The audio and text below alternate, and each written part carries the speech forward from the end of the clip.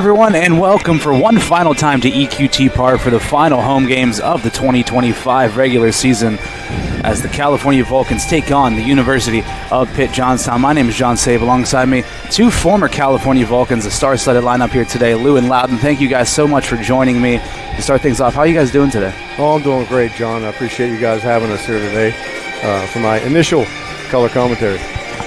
Thank you for having me today. I'm having a little tough time hearing Lou. I got nothing when he's talking here on the left, but what a great day for some baseball. Well, maybe you should read my lips. Happy Senior Day. 7 seniors for the Vulcans honored at some point today, but these two teams faced off again yesterday. A series split.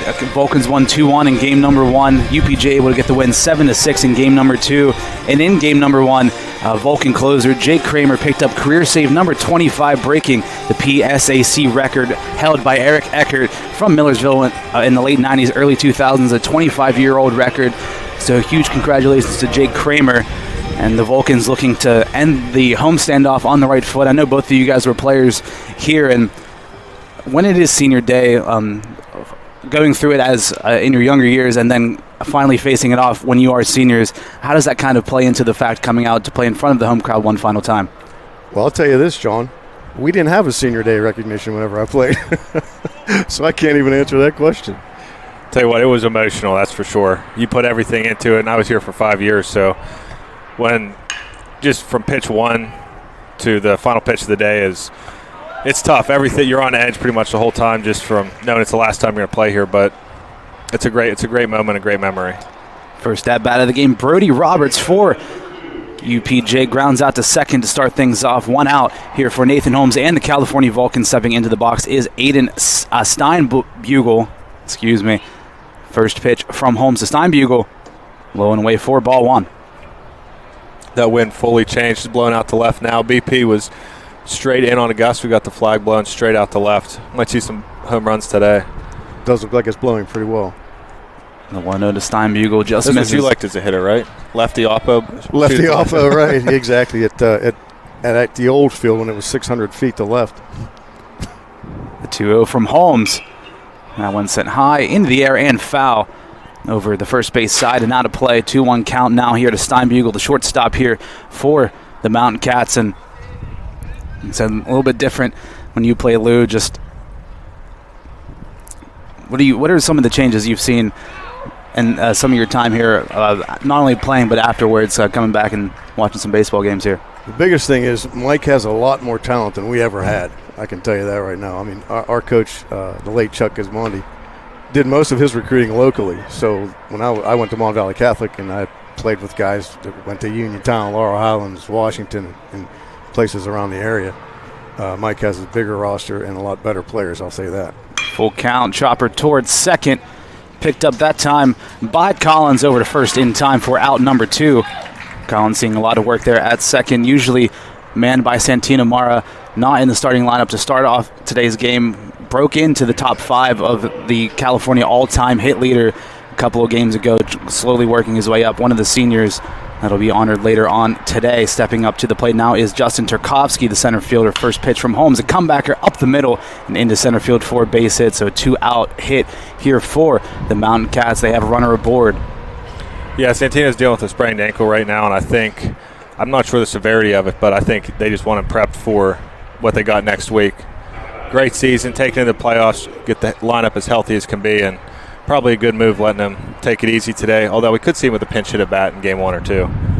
Brings up the cleanup hitter, Devin Boyles, the first baseman. First pitch from Holmes, low and away for ball 1. California, the Atlantic Regional rankings came out. They find themselves in the 4th spot behind a couple of PSAC East teams. The 1-0 in the dirt from Holmes. 2 balls, no strikes here to Boyles. Getting back to that, John, one of the biggest things is the field we played, which is now a parking lot for football. And the dirt there might have been harder than the concrete that's there right now. Yeah, this field is beautiful. They redid it too, so you got no lips. I know whenever I was wrapping up here, they were on the back end of it, and they had just repaired first base, just by kind of throwing a piece of turf down, so it did create a lip. Actually knocked Peyton's front two teeth out Oh, on senior day last year, or on senior day of my 5th year. And that was a terrible way to get the day started in infield, outfield. Oh, it wasn't even during the game? Nope. Oh, my goodness. Flat ground ball, hit the lip straight up off the mouth, and I can't even imagine that pain. Oh. 2-2 now to Boyles. The pitch from Holmes. Swung on and missed. Strike 3. One hit for the Mountain Cats is all they'll get. And we'll head towards the bottom of the first. Great outing so far here from Holmes coming in today's game. His 10th start of the season. And this California offense, which has been one of the East Coast best, coming out to bat here to start things off. Evans, Conti, and Callahan, the top 3 here for California. And again, 2 seniors in that, Peyton Conti and Ryan Callahan, coming out to play, again, one of their last home games here. Obviously this one, and then the one to follow directly after. But just a fantastic career for both of these players here. A ton of awards, especially for Peyton Conti, PSAC Player of the Year last year. Pegged to be an All-American. Just an outstanding career here for the California first baseman. I'm going to have to take some of the credit for that, John. Peyton played for me in high school. You taught him everything you know, right? Right. Loudon played for me for a couple of years as well. I did. That infield was one of the best in the Whippeal. That's right. You're welcome. It's just amazing when you have a lineup like this because everybody is pushing each other. Everybody is protecting each other. There is nobody to pitch around. From 1 through 9, you have people that can do a job, and that's really what makes a team great when you have an offense that can do that. Yeah, going through the batting averages of the starting lineup today, the lowest is Peyton Ford at 260, and I mean, if that is the lowest batting average in the starting lineup, that means, like you said, there's no easy outs. It's really hard to kind of pitch to this California offense, and you're at a point where, as a team, you got to start to ride that momentum, to start to get hot, because, like you mentioned, the PSAC playoffs next week is something that every team strives for, and one that the Vulcans will be looking to pick up here after a fantastic season, 33-10 coming into today's game. It's an unbelievable mark. I don't think we ever won 25. They got a chance to break the record this year. I think they'll do it. 37-15, I believe, was the record that we set in 2019. And this team is just outstanding. Different style of offense. We had a lot more the home run style offense, but they're fun to watch this year. Connor Evans to the plate, the right fielder, swings and misses on the first pitch from the lefty. Ben Toom on the mound now for the Mountain Cats. Evans batting .348 on the season, his 28th start. The 0-1 fouled away. No balls, 2 strikes to the right fielder. Just shows how good their depth is. I mean, I don't know if James Salvatore is playing today, if he's starting in this first game, but they got guys that come off the bench, and it's a really tough coaching decision to make this lineup, who to play and who not to, and that's a great problem to have, but it's not an easy one from the coaching side. Yes, that's for certain. Yeah, 3 normal starters, Mara, Salvatore, and Icon Jones not in the lineup today, at least for game 1, and that, like you said, just goes to show you the depth of this Vulcan team. The 1-2 from Toom misses high and away, 2 balls, 2 strikes now to Connor Evans.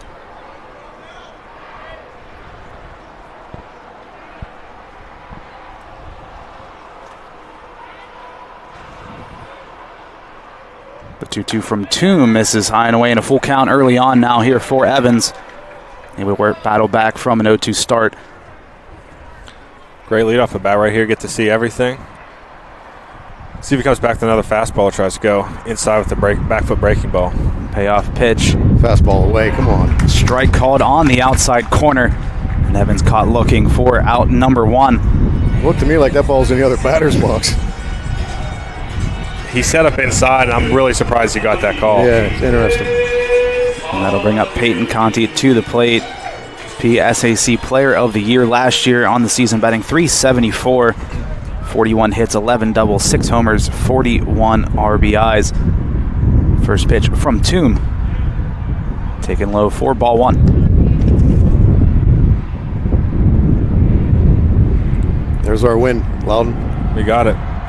Fresh off that bruised hand that he dealt with when he missed the rest of the weekend, so coming back off that, not the easiest thing, but good to see him back in the lineup. And hopefully chipping away towards back to 100% health as they get right into the playoffs. 2-0 count now here to Peyton Conti. Pitch from Toom. Chopper towards second. Ferguson on the run. Throw over to first in time for a quick 2 outs now for California. That'll bring up the left fielder Ryan Callahan to the plate.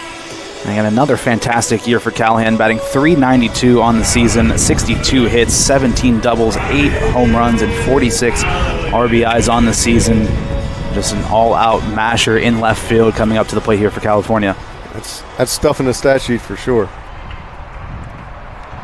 And also 5 for 5 in stolen base opportunities. He's really doing it all here for the Vulcans. Takes the first pitch low and away for ball 1. That's another thing that Mike's Vulcans have done well, taking bags throughout his coaching career. 1-0 from Toom. Fanned on by Callahan. 1 ball, 1 strike.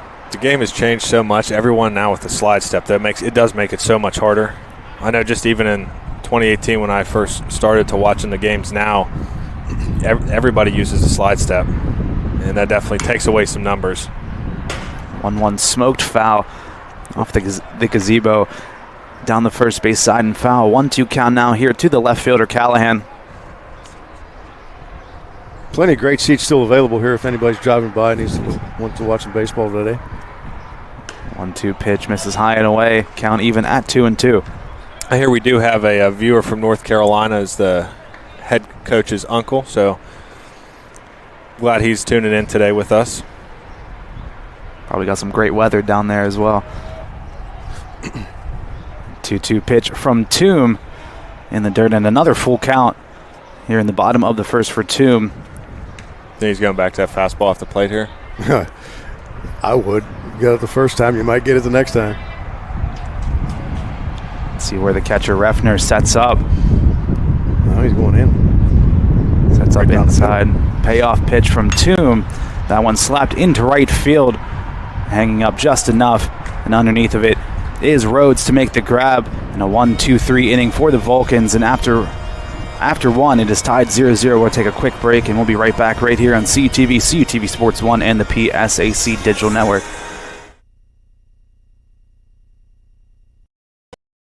Sports fans, we cheer on our favorite teams at fields, gyms, arenas, and stadiums. But have you ever wondered what it's like to be a referee?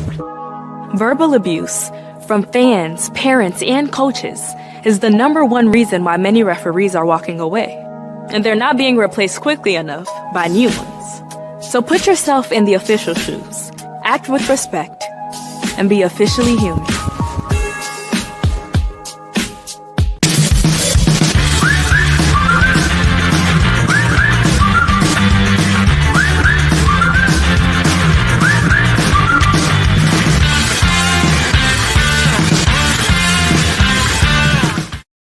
Hello, everyone, and welcome back to EQT Park as we get ready for the top of the second between California and UPJ. Only 1 hit in that first inning by the Mountain Cats, but they have the lone hit. It's still tied 0-0 as we head in towards the top of the second inning. And you mentioned a lot about Coach Conti in his 29th season at the helm here for California. And on the flip side, interim head coach George Roberts here for the Mountain Cats in his first season. So kind of on either end of the coaching spectrum.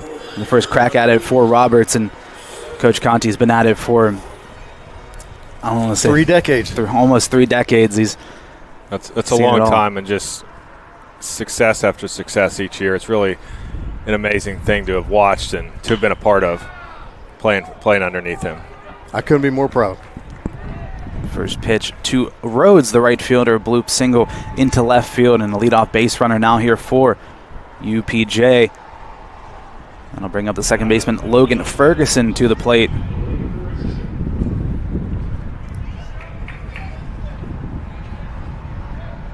Holmes on the season on the mound. His 10th start, a 4.62 ERA, a 4-2 overall record. 16 walks to 42 strikeouts.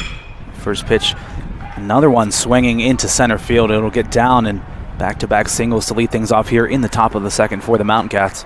It's almost as if he was fooled on that pitch. It looked like he was just a half swing. Hit it where they weren't there. That's exactly right. Hit them where they ain't. couple of bloop singles here for the Mountain Cats. Rhodes and Ferguson aboard here for the catcher Carson Reffner. We bunting here, Loudon? You should. He doesn't look like he's a bunting type, but we'll see where it goes. See if he does. Yes, yep. he is. Squares up. You're right. He's not the bunting type. I thought they would have done the wheel to just see if he shows it. Right. That one fouled off and out of play for strike one. This where at third base, you got to make. It's a tough read, especially on this slow turf. Now you haven't got too much time to play on it, Right. but you can make or break the inning with how you read this bunt. If he gets it to the third base side, how he should. Holmes deals. That time, I guess we're doesn't square up. I'm sorry, John. I guess we're only going to give the bunt one shot. 1-1 count now here to Reffner. 2 on, nobody out in the top of the second inning. 1-1 from Holmes. That one fouled away. 1 ball, 2 strikes now to the Mountain Cat backstop. Just based off how the games were yesterday, they were tight, they were close, and I would have expected more of that intent to get the bunt down and move the runners, take the lead early.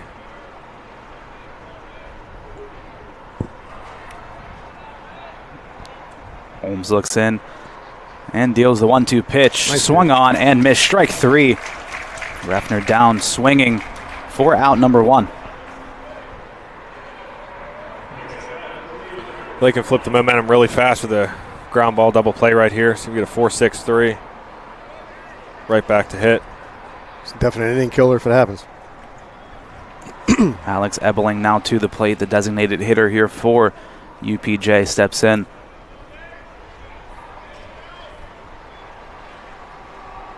First pitch from Holmes.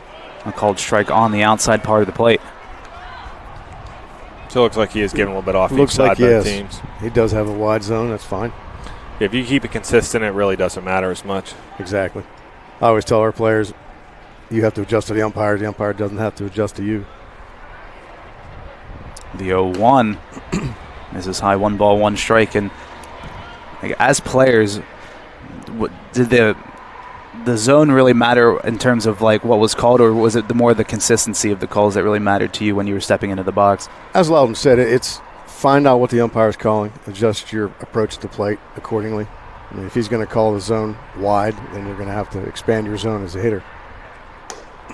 Yeah, exactly. It's what Lou just said. And I mean, I always stood right up on the inside white anyway, so I was taking away some of the outer half of the plate, but if they start going in, it makes it a little bit tougher on you. On the flip side, when I was a pitcher, I loved that wide zone. It's the best day to do it. Yes, exactly. 2-1 to Ebeling, fouled away into the EQT Pavilion. 2 balls, 2 strikes to the DH here for UPJ. Runners on first and second, 1 out here in the top of the second inning.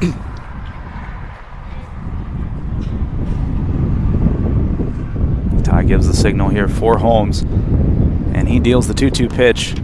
Low and away in a full count here to Alex Ebeling. He was definitely looking for a rollover right there, soft away. Yes, absolutely. I think he goes back in with a fastball right here.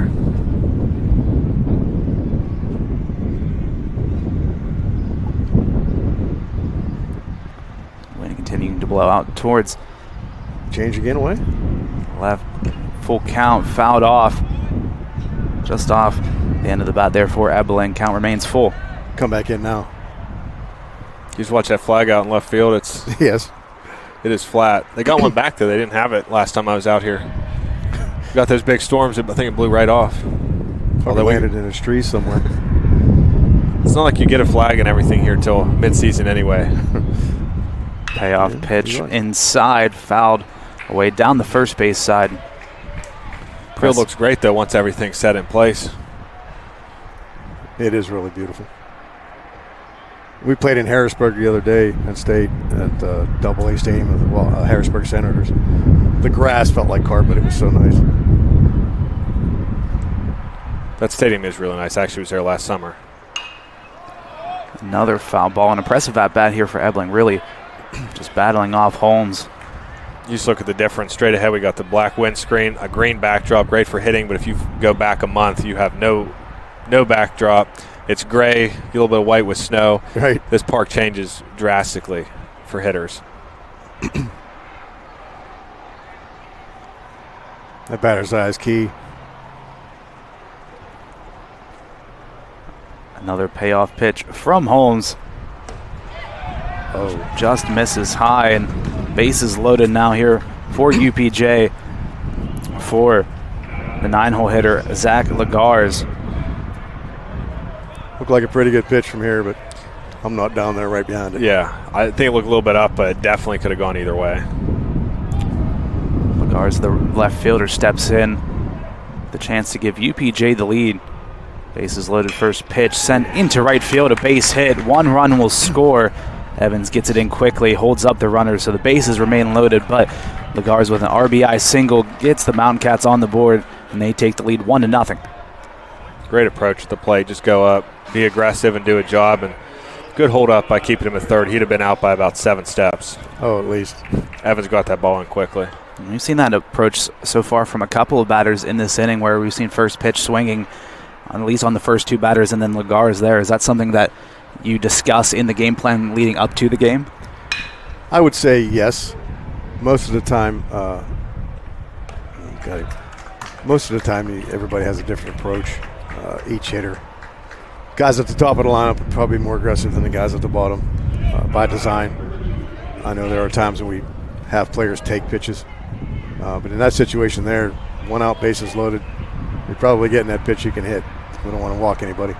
And that time, Roberts, first pitch swinging, grounds it out to Ford, able to get the out at second, but another run comes across, and another first pitch into left field. 3-0 lead now here for the Mountain Cats as Steinbugle with an RBI single.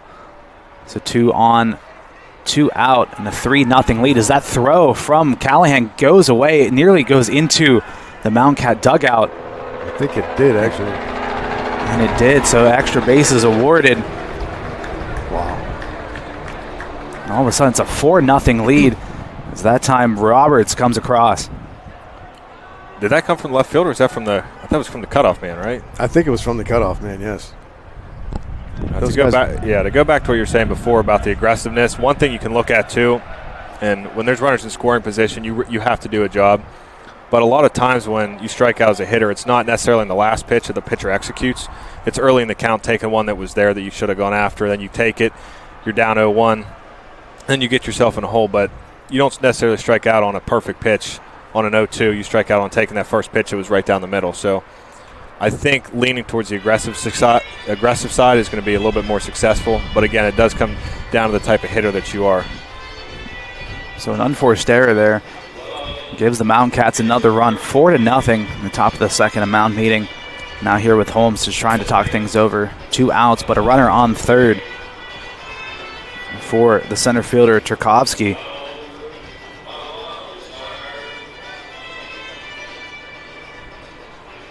Last game I was here was versus IUP. IUP scored 4 in the top of the second, and Cal still came back to win that, so maybe nothing to worry about yet. Way early. A lot of outs.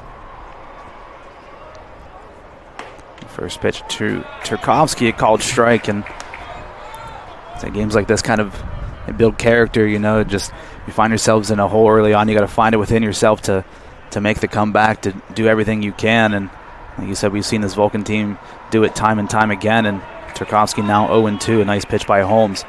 One of the reasons they can do that so well is just outstanding leadership on the team, the players that do it. I'm fortunate to be close with a lot of these guys. Ryan Callahan, Peyton, obviously my brother Peyton Conti, just 2 of many leaders they have on this team. But those guys, they do not let that team fold. They say no matter what, we're going to come back, and they believe it, and the record shows. So really the player leadership that they have is outstanding. It just adds to the success that they've had this season. 0-2 pitch. That one into left field. Back towards the wall, and that one flies out of here. Is that off, though? A 2-run homer for Turkovsky. You can see that wind really pulling in. Callahan had no chance. And a 6-0 lead now here for UPJ. You see the route he was taking to the ball, and the ball landed opposite of where he was going. That ball started at the scoreboard. Yes, it and did. ended up at the flagpole. Some opposite field power there for the center fielder, Turkovsky. The Mountain Cats jump to a healthy early lead here, 6-0, top of the second inning. Getting back to what you was talking about, Loudon, about the leadership, mental toughness is something that baseball players need to have because the game can switch so quickly. It does. And then being a player, let's say you might be an infielder that doesn't get a ball for 13 innings on the doubleheader, and then it comes down to the one play you get to win or lose the game. So people could say it's a slow game, but it's so intense when you're on the field. And it's just really hard to explain unless you're in that position. Whenever I hear people say it's a slow game, I can tell they don't understand it. 1-2 count now here to Devin Boyles. First baseman steps in. The pitch from Holmes. Comebacker up the middle. Ford running onto it. Throw over to first in time. Nice play by Ford to get the third out. And Holmes able to get out of this inning. And as a pitcher, we talked about you gotta have kind of like a Monday morning quarterback type approach to it, where you kind of have to forget what has happened before. How difficult is that to kind of get yourself out of that headspace where you come into this inning, you give up a ton of runs, and how do you kind of mentally reset yourself trying to go back out there for the next inning? You know, it all starts when you're young, John, at the high school level or earlier. You have to realize that nobody's perfect, especially pitchers. Although the game is set up for you to succeed, you give up 6, you got to have convenient amnesia, is what it's called. Just like those defensive backs in football, give up a touchdown, you got to come right back and play. Same with pitching, man. You got to keep throwing strikes. You got to have a mental approach that, hey, I'm better than you, even though I gave up 6 runs, and just got to keep throwing it. And then on the hitting side, does that change your approach coming into the next at-bats when you know you're in a hole? Do you think that changes in the back of your mind that you have to be potentially more aggressive at the plate to try to get yourself on base? I don't think you want to change your approach to it. There's a couple things you may want to be a little more careful of, is stretching a single to a double if it's more of a 50-50 play at second, or trying to steal a base where you don't want to run yourself out of an inning. That definitely could change whether you're in a bunting situation, and all that is inning dependent. So at this point in the game, if they get first and second, I still think a bunt them over is a good idea. First and second, nobody out. But if you're in the 5th inning and you're down 6-0, you got to swing it. So there are some differences that change to it, but approach at the plate shouldn't be too much different. This early in the game, look to cut the lead in half, because you still have 6 at-bats counting in this one.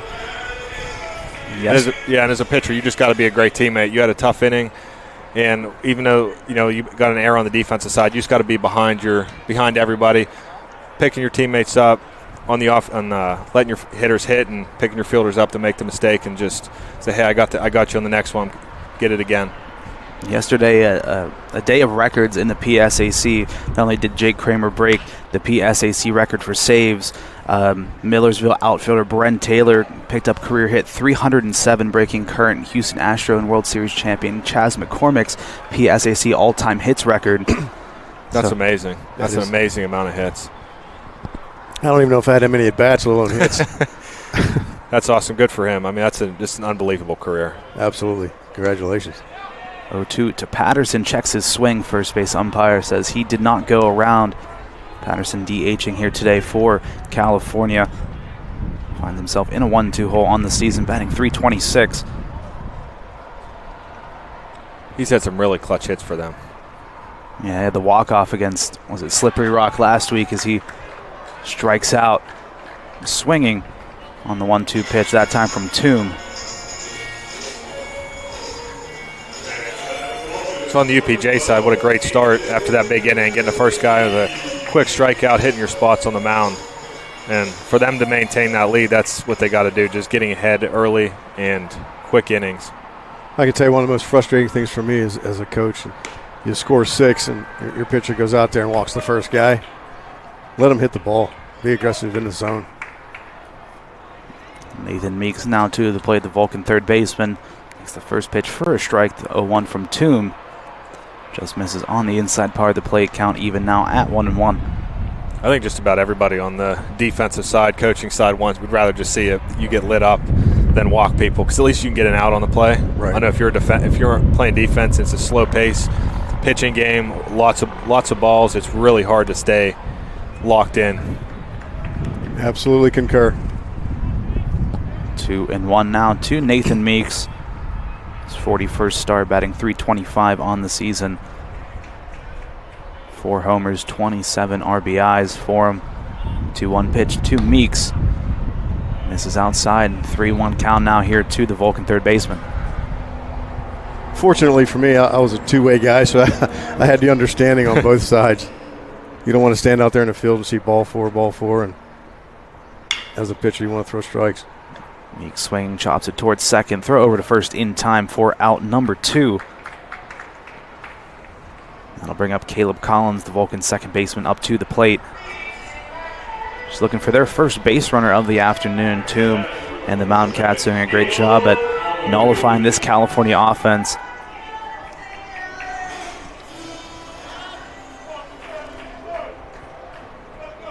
Collins batting .307 on the season. Takes the first pitch for a strike. High and inside.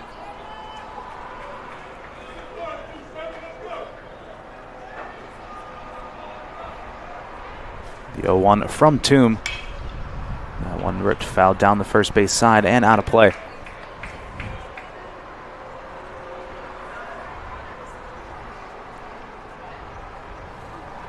Connor McTighe in the on-deck circle for California. The 0-2 from Toom. That one low and away in the dirt. 1 ball, 2 strikes now to the Vulcan second baseman. Good spot right there. He's doing a great job on the mound so far today. Working quick, nothing over the middle, and Hard to barrel those balls up. 1-2 pitch from Toom. Called third strike on the inside part of the plate, and another 1-2-3 inning here for the Mountain Cats. Take a quick break, and we'll be right back for the top of the third inning. It is UPJ 6, California nothing. We'll be right back right here on CUTV, CUTV Sports 1, and the PSAC Digital Network. The Pennsylvania State Athletic Conference celebrates the athletic and academic excellence of its student-athletes. Last year, over 4,000 achieved at least a 3.25 GPA to earn recognition as a PSAC Scholar Athlete. Athletically, over 70 PSAC teams qualified for the NCAA championships. Champions on the field, champions in the classroom, making the PSAC proud.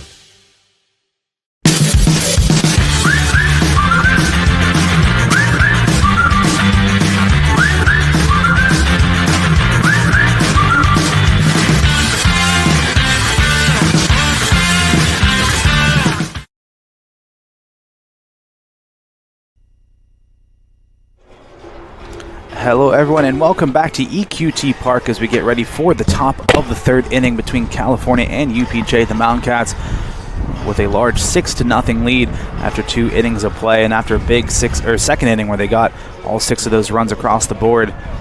Vulcan pitching staff and the defense back out there to try to keep the game within reach here for the Vulcan offense. Here's where the mental toughness kicks in as a pitcher. You want to definitely throw that goose egg up there, work hard, throw strikes. First pitch high into center field, camping under it and making the grab out there. That's the way you want to start it, right there. Is Nutridge for out number 1. you come up 1 pitch, 1 out. That's the best way to do it. It's another at-bat here for UPJ where we've seen them attacking that first pitch from Holmes, really just trying to get aggressive early on in the count. First pitch from Holmes, another one swinging into center field. Nutridge has to race under it, Ford camping under it, and he makes a grab for out number 2. Doesn't get much more efficient than that. You got to throw this one down the middle. Absolutely, absolutely. Give me that 3-pitch inning. And one of the rarities in baseball. You don't really see that one too often anymore, but 2 pitches, 2 outs here for Holmes and California. First pitch, and that time Refner not taking his chances, sees that one by for a strike. They used to do steak dinners for your summer team, didn't they? Absolutely. We had 1 3-pitch inning this year at Penn State. It was odd, though, because there was a fly ball, a hit batter on the first pitch, and then the next pitch was a double play. 1-1 to Refner. Holmes misses way outside. 2 balls, 1 strike here to Carson Refner.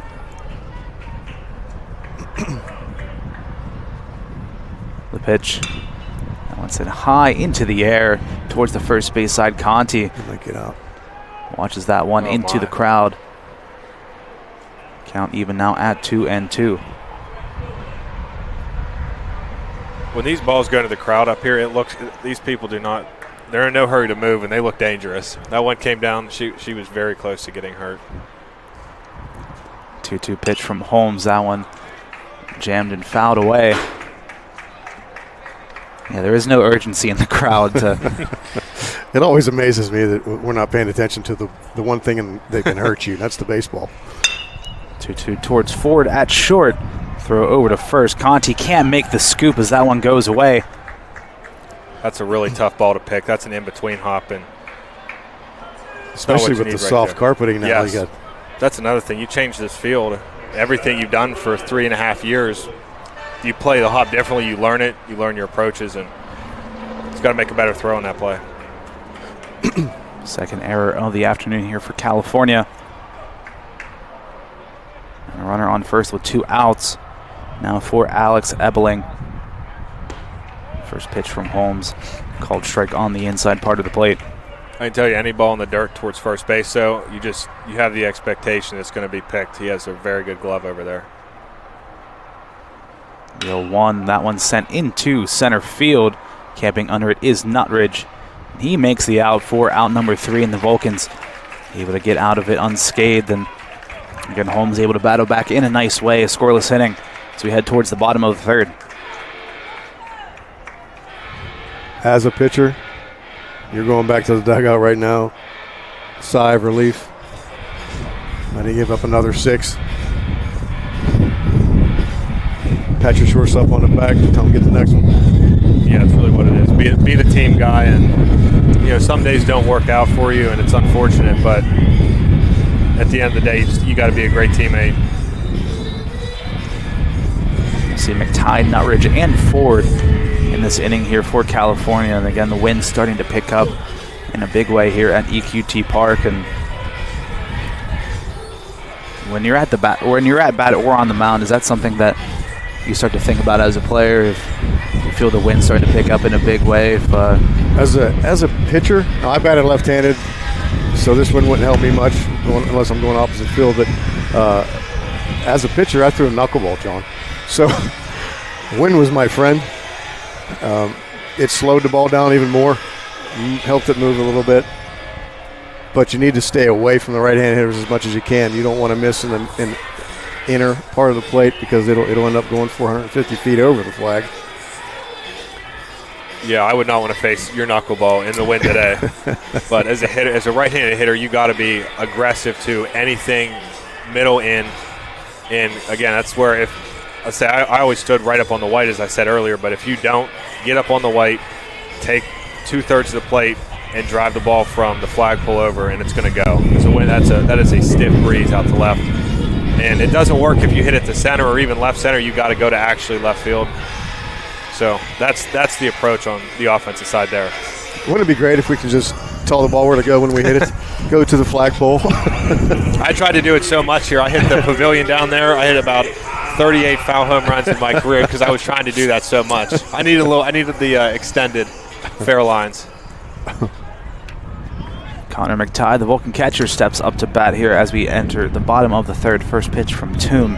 This is high and away for ball number 1.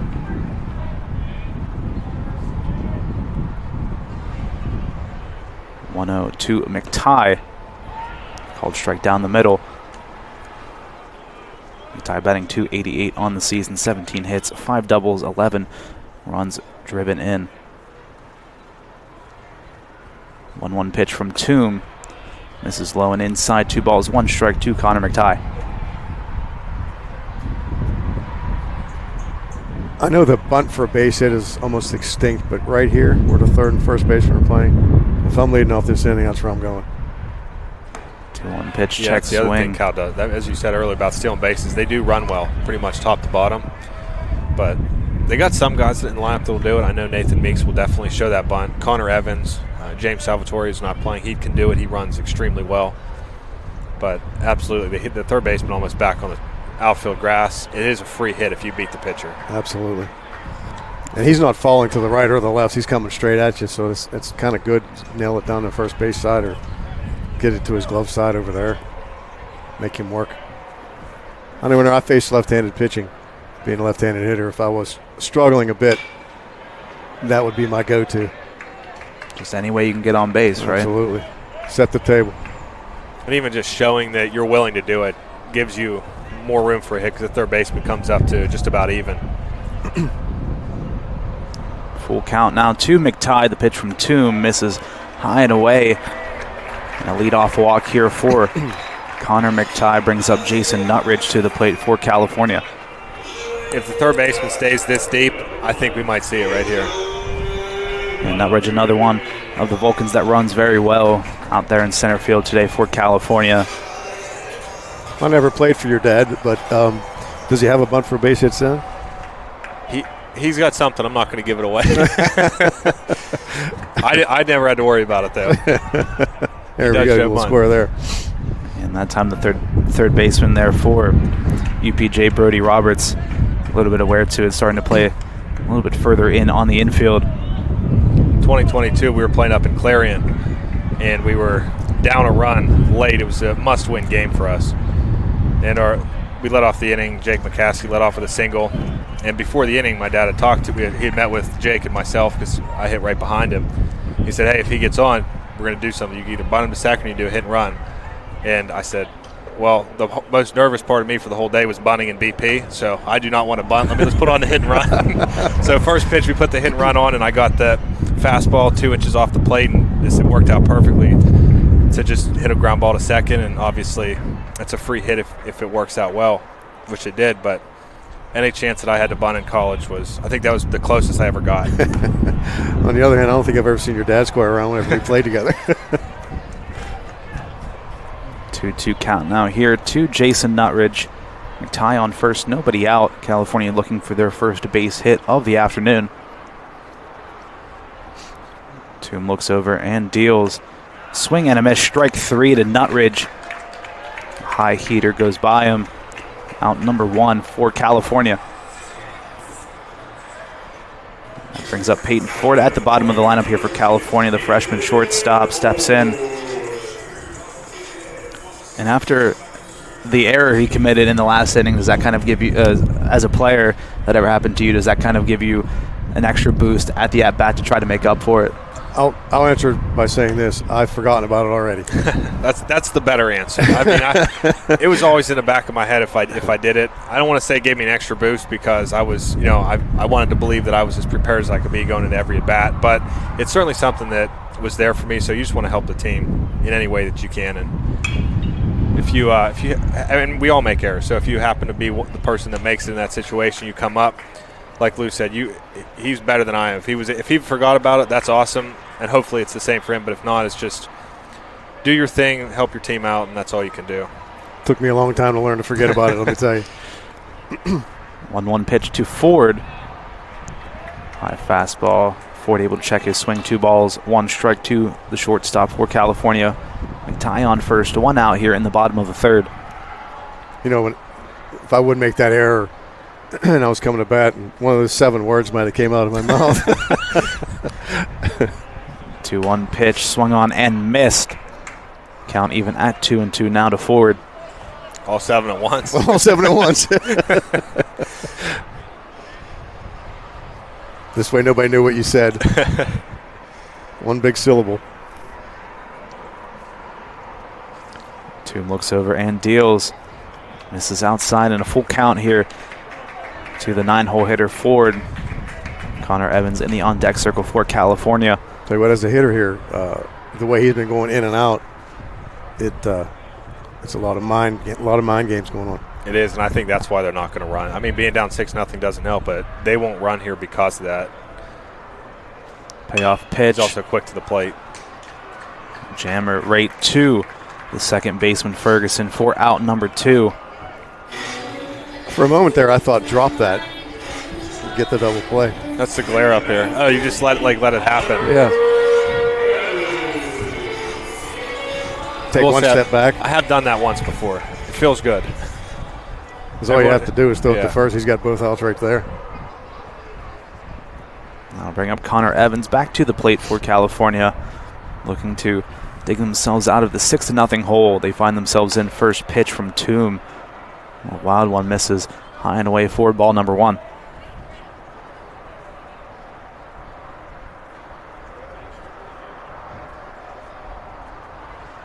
Runner on first, 2 outs here in the bottom of the 3rd. The 1-0 to Evans. Fouled away, count even at 1-1. And again, it's still very early on in the game, but as a player, at what point does this deficit you find yourself in start to kind of creep into your mind and start to try to at least kind of worry you as the game moves on? For myself, I have a philosophy: give me a run per out.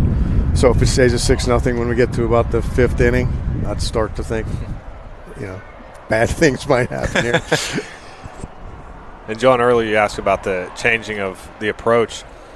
California is playing a station-to-station game right now because of the deficit.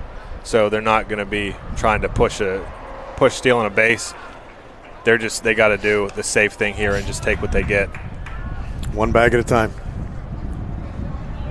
Sounds cliche, doesn't it? And which, Lou, you talked about them always being a team that runs, which is, you're spot on with that. They can't do that here either. Right. Because a full count, 1 out, you're thinking that's definitely a running situation. Try and stay out of the double plate and not end the inning, but they're not going to do it right now. 2-2 count to Evans after fouling a couple away. Toom executing very well here for the Mountain Cats. Looks over at McTighe at first and deals that one high into left field. Camping under it is Lagars, and he makes the out for out number 3.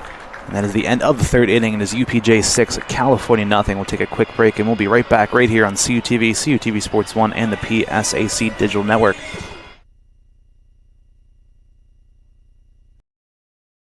Sports fans, we cheer on our favorite teams at fields, gyms, arenas, and stadiums. But have you ever wondered what it's like to be a referee? Verbal abuse from fans, parents, and coaches is the #1 reason why many referees are walking away. And they're not being replaced quickly enough by new ones. So put yourself in the official shoes, act with respect, and be officially human.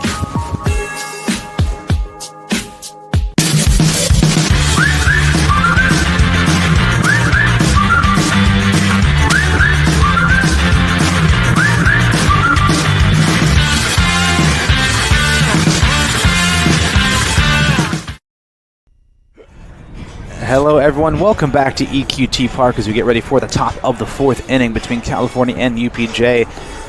UPJ with a 6-0 lead, all 6 hits of the game in the pockets of the Mountain Cats. California looking for that first base hit of the afternoon. And we were just talking during the break, our director Gary Smith, he's had this running theory all season.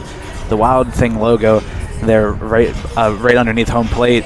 The glove and the Wild Thing are the same colors, so his theory is that the gloves are made of Wild Things, and I want to get some of your thoughts on that. As I said, it could be his hand alone, just with some stitching on the back end, looking like a glove. Otherwise, I don't know why they would make it the same color. First pitch, a little blooper in between. Got a bare hand. Bare hand throw, no good, as Lagars that time able to beat it out. Bit of an awkward spot. Lands right in between Holmes and Collins there at second, and Collins unable to make the barehanded play. That's the old swinging bunt, no man's land baseball right there. His only play was to try to shovel it with his bare hand. That is a really tough play. I don't know what they could have done differently. Maybe you think first base goes to try and get that, and see if he gets over. Good bunt. That's a nice bunt. Nobody home. And nobody on the bag as Roberts able to lay down a beautifully executed bunt. So 2 aboard to lead off the top of the 4th inning here for UPJ. So what does that say about UPJ? Are we confident in our offense that we're going to bunt up 6 runs?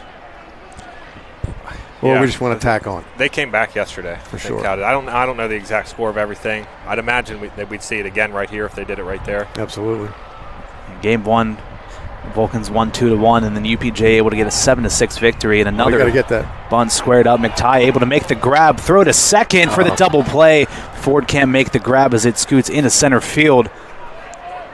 Almost a perfect chance at a double play that time, but the throw from McTighe a little bit off the mark. So it was almost too easy that we made a bad throw. How much was the deficit they came back in yesterday before they lost the lead again? Yeah, game 2? I'm not too sure. I'd have to take a look, but Aiden Justin Turkowski, to the plate. Another first pitch attack. That one fouled away down the first base side.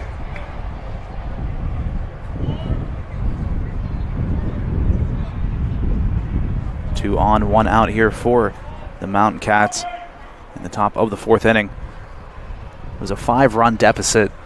Thank you, Gary Smith, for texting me. That was a 5-run deficit that the Mountain Cats came back from. It's a big number. The 1-2 Turkowski inside, 1 ball, 1 strike to the lefty center fielder. Most college baseball games are determined in 1 inning, though, so that's something to think about today. We may see that same thing. Off the glove of Collins into right field. 1 run will come around to score. A 7-0 lead is an RBI single for Justin Turkowski. Pads the lead even more here for UPJ. Tough one that time for Collins, just trying to stretch out for it and just off the edge of his glove. Coach Gary Dunn in the house. We got a packed house today. Nice to see it. Beautiful day. Telling you, they heard my little promo. There's plenty of seats available. Got to give credit to Lou for bringing the fans out today. He's the star attraction. We got to get him on some more games than star-studded. It's like when they show the games at Madison Square Garden for basketball, and you just see all the celebrities in the front row. Runners on the corners, squaring up to bunt again. Holmes looks over the runner, but takes off from third, and he'll get in safely. Some aggressive base running from Brody Roberts pays off, and another run comes across the board for UPJ. And Holmes thought maybe Roberts missed the bag, applies the tag, but the home plate umpire calls him safe. An 8-0 lead now for the Mountain Cats. Couldn't have executed that safety squeeze any better. And Holmes thought he saw him back, gave a couple of steps over towards third before making the throw, but Roberts quick on it, able to run in and slide in safely. So 2 outs, 2 runs come across the board here in the top of the 4th. First pitch high into the air will stay in the infield. Converging on it is Collins, and he'll make the grab for out number 3. So a quick inning, but not one without some action. 2 runs for UPJ, and they have an 8-0 lead over California as we head into the bottom of the 4th.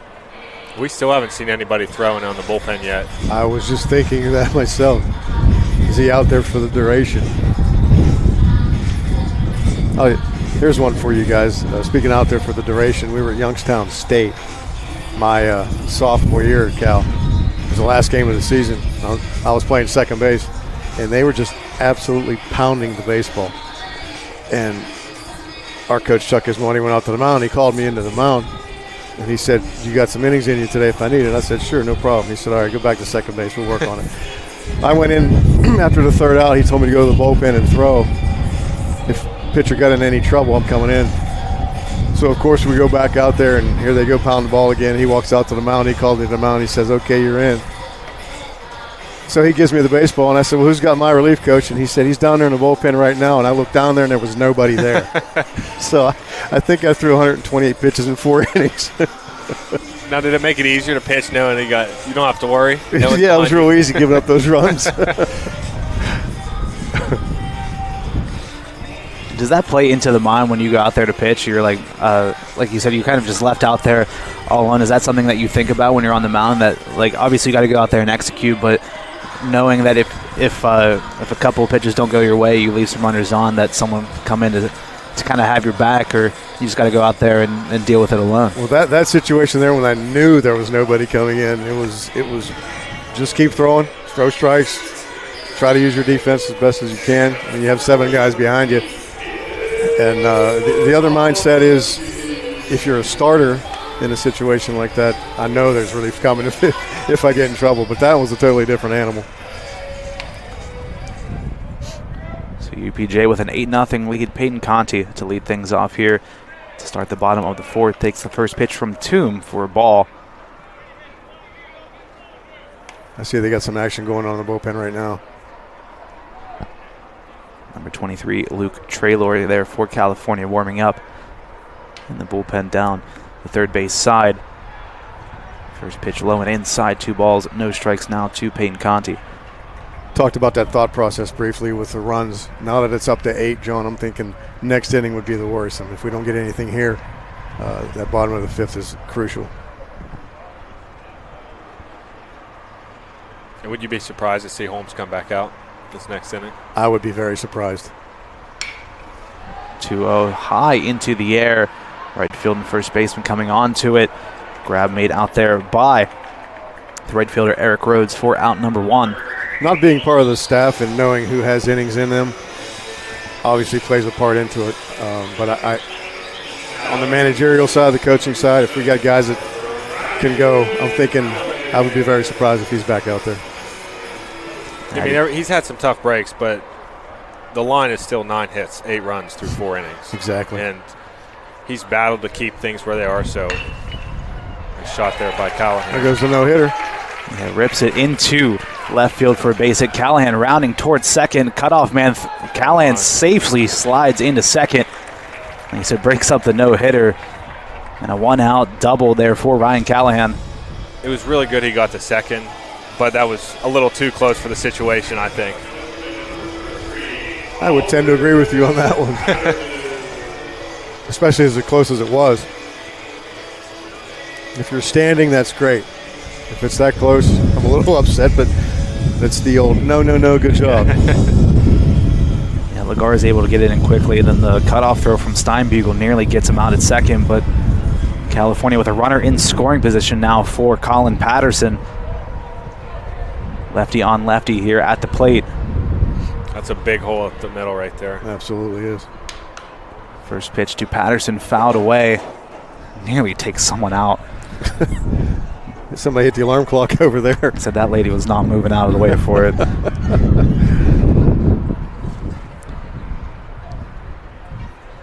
And a big gap in between the second baseman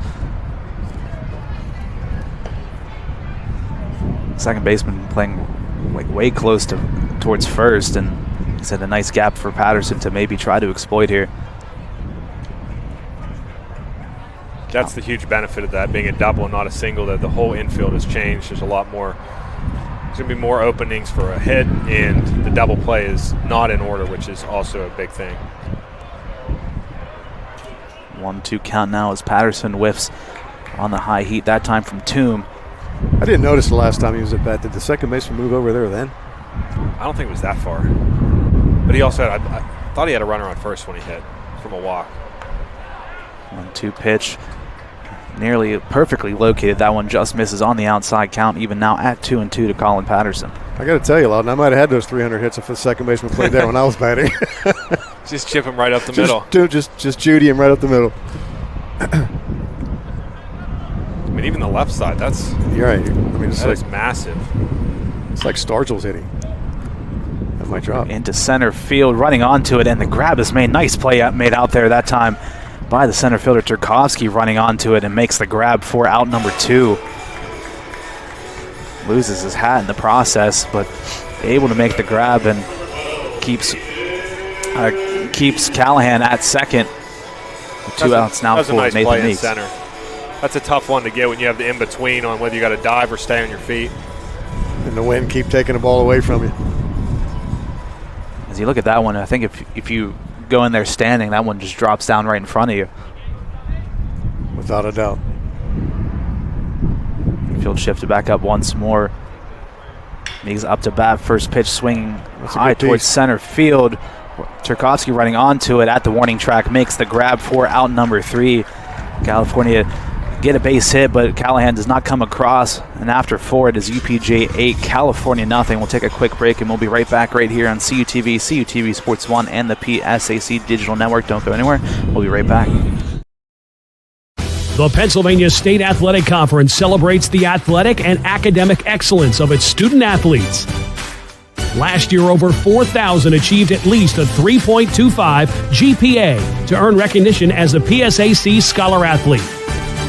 Athletically, over 70 PSAC teams qualified for the NCAA championships. Champions on the field, champions in the classroom, making the PSAC proud.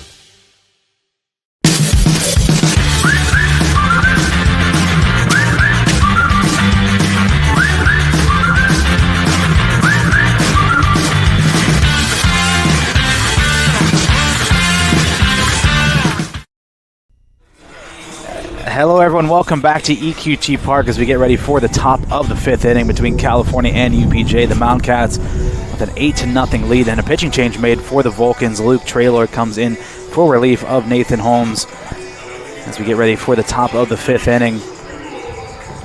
Just as Loudon and I were talking, it would have been hard-pressed to see the same pitcher come out. We gave an earlier shout-out, Loudon did, to his uncle in North Carolina, I believe. I'd like to give one out to my coworker, John Katora, who probably is listening and watching this broadcast. John, you can get back to work at any time now. Hope you enjoy the weekend, though, buddy. Traylor on the season. This will be his 5th appearance. A 4.5 ERA, 1-1 overall, 8 innings pitched, 10 hits, 4 runs, all of them earned, 3 walks, 3 strikeouts. Opponents are hitting .294 against Traylor coming into today's game.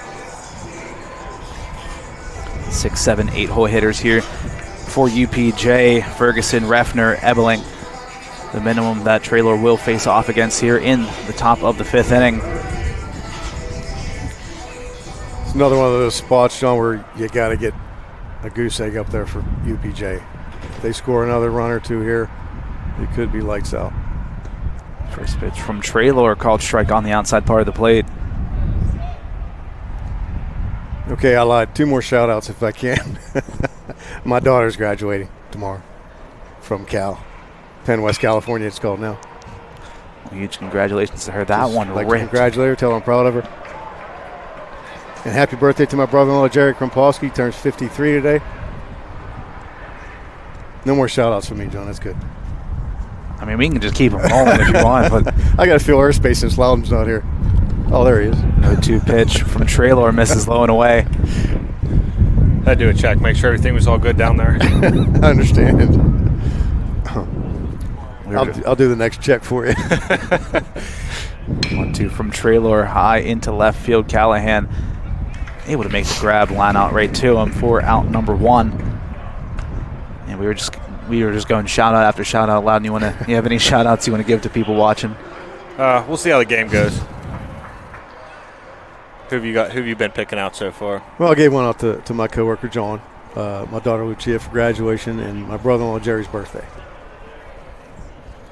Carson Refner now to the plate. First pitch, another bloop shot into center field. It'll get down, and a 1-out single here for Carson Refner, the catcher here for UPJ. Double-digit hits now here for the Mountain Cats. Well, if you're now that I just want to see what the list was, I'll give my girlfriend Jillian. She just passed PA school. She's graduating soon, so congratulations to her. And I got to give one as well. My girlfriend Zoe Belknap, she graduates from Waynesburg on Sunday, so congratulations to her. Waynesburg, you say? Mm-hmm. She had a great job interview on Tuesday she was telling me about. She graduates on Sunday. Congratulations to her. What was her major? Psychology and sociology. She had an interview with the DA's office, doing some victim rehabilitation type stuff.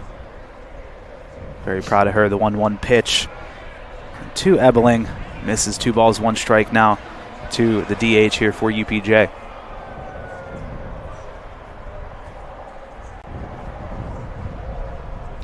Runner on first, 1 out, top of the 5th inning, the 2-1. That one into right field. Evans running onto it, falls right in front of him.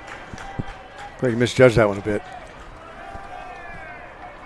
Another one of those in-betweeners where the top spin line drive to the outfield is tough, and it's where like he might get that if he dives. That's a really tough play, but if he dives and that ball goes to the fence, definitely one of those winners. 8-0's a lot, but it's a lot worse if it's second and third or guy on third probably, and you're down 9-0 with one out. Zach Lagar's now to the plate. 9-hole hitter here for UPJ. First pitch from Traylor. This is low and away for ball number 1. Situational diving is what we call it. That's one of those intangibles that people don't know about. Those are the ones that say baseball's boring. 2 on, 1 out here, top of the 5th, 1-0. Where it may not matter in this game. I mean, again, still semi-early, but in other games, that play, the decision that you make as an outfielder can alter the end result of the game, whether you dive for a play like that or let it drop. Right, there's nobody behind you but the fence. I don't even know that's a good friend you want behind you.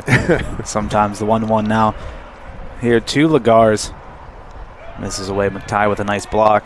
Keeps the runners at bay. 2-1 count now here to the UPJ left fielder.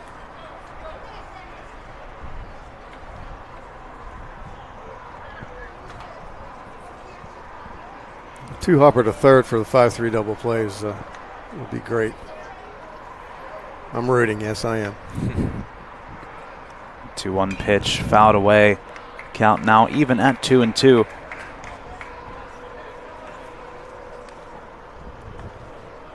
And that's 2 games in a row where this UPJ offense is really starting to get things going. Game number 2 yesterday and game number 1 here today. 7 runs across the board in game 2 yesterday. 8 and a couple potential more on the base paths. 2-2 pitch, chopper towards third. Meeks bobbles it, gets at least the 1 out at third. So he almost spoke it into existence. Yes. Double hopper towards Meeks, can't quite pull that one in to get the throw over to first, but they do get the force out at third. So 2 outs with 2 on, top of the lineup, back up. Brody Roberts now to the plate here for the Mountain Cats. If I could only pick the lottery numbers that good. So doing things in baseball is fun, but when you pick exactly what's about to happen before it happens, that almost feels better. Yeah, it does.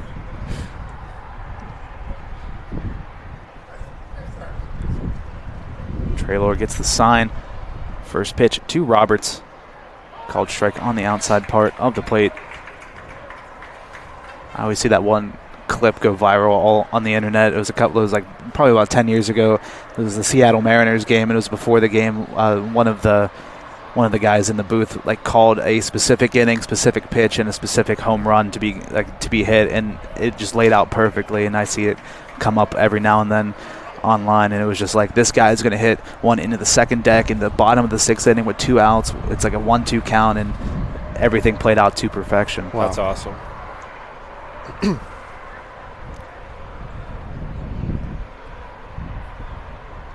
1-1 to Roberts.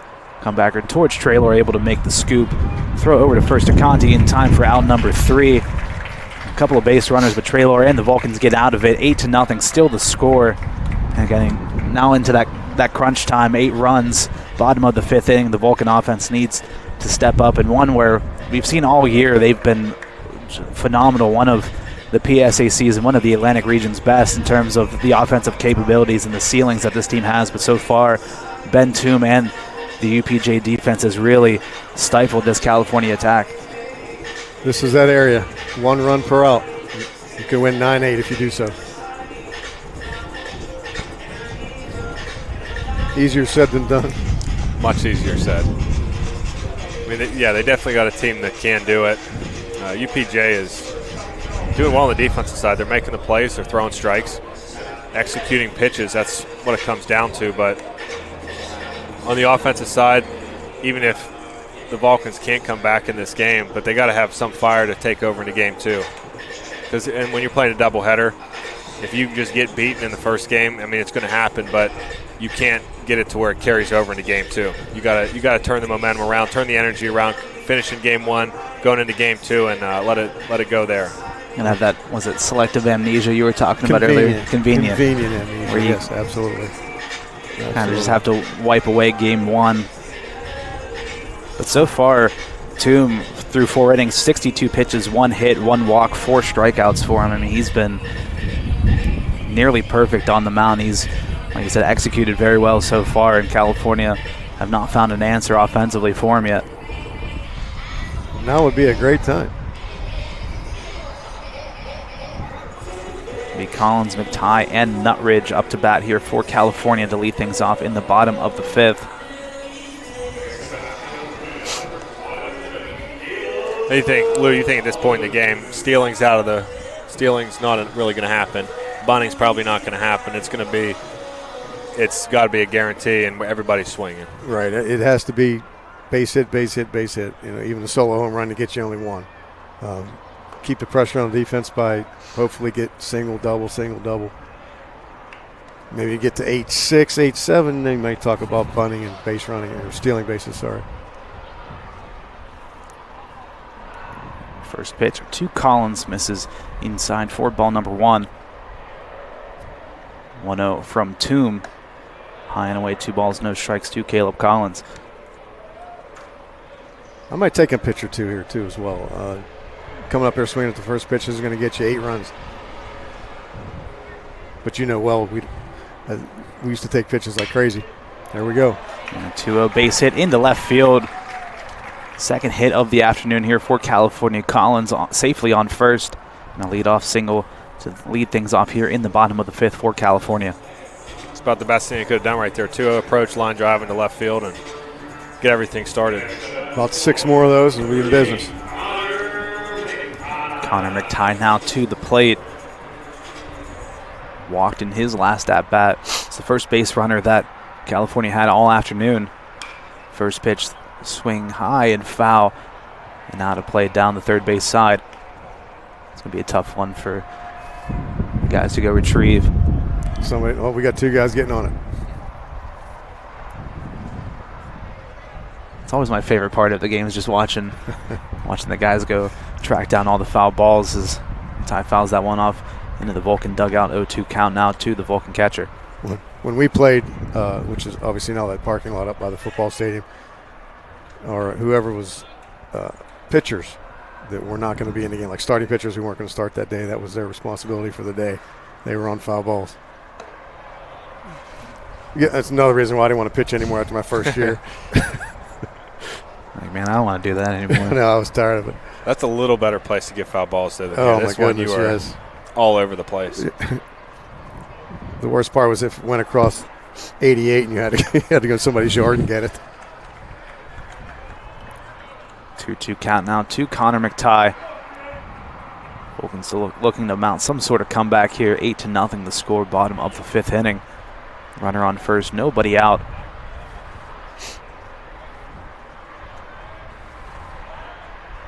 Collins gets back safely.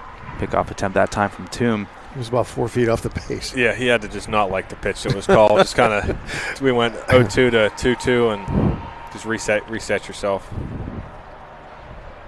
Pitch to McTighe. Ooh. Into the left-handed batter's box. 3-2 count now. Full one here for Connor McTighe. He went to the slide though, so he might actually be concerned. A little bit beyond me on that one. I just saw Coach Conti do this to the base runner. Payoff pitch. Ball 4. Ball 4. He got that strike in the first inning. Yeah, Toom not happy about it. So 2 runners on to lead things off in the bottom of the 5th. For Peyton Ford now to the plate. Excuse me, Jason Nutridge. If he got it in the first, he should have got it there. He's earned it at this point, but right. I do think it was a ball. And that goes back to the consistency of the calling that we talked about earlier. I mean, if you have the wide zone, you want to make sure it's consistent throughout the game, and that time Toom doesn't get the call. So Jason Nutridge to the plate. Runner in scoring position for California. 2 aboard, nobody out. Nutridge looking to lay down the bunt. First pitch high for ball 1. I think that's less of a sacrifice bunt and more of his style of play, because it was a pretty late showing. Yes. I'm thinking he's taking that pitch all the way. I've been wrong before. It worked out well for him. Yes. First mound visit, he must be frustrated. He has to be. And some arms slowly starting to warm up in the bullpen for UPJ. Number 7, Antonio Caparosi, warming up, or beginning to warm up now for the Mountain Cats. As Toom with a couple of base runners. I mean, he's got himself a pretty nice cushion. But even as a starting pitcher, you don't want to give up any runs to begin with. So he said a couple potentially gotten squeezed on the last call. Just trying to calm him down out there on the mound. That seems to be what most of the mound visits are going to be, just reset, or if you're doing something noticeable you're not adjusting to, falling off too far to the left, glove side, I should say, then a lot of times that's what you'll see that about. 1-0 to Nutridge. That one nearly hits him way inside. 2 balls, no strikes to the Vulcan center fielder. You know, the vast majority of times I make trips to the mound, whether it was when I coached high school or now at college level, it was sometimes not even about baseball. Sometimes I'd go out there and just ask the pitcher what he was doing later, just to get his mind off certain things. Come back here. 2 Toom gets the force out at third.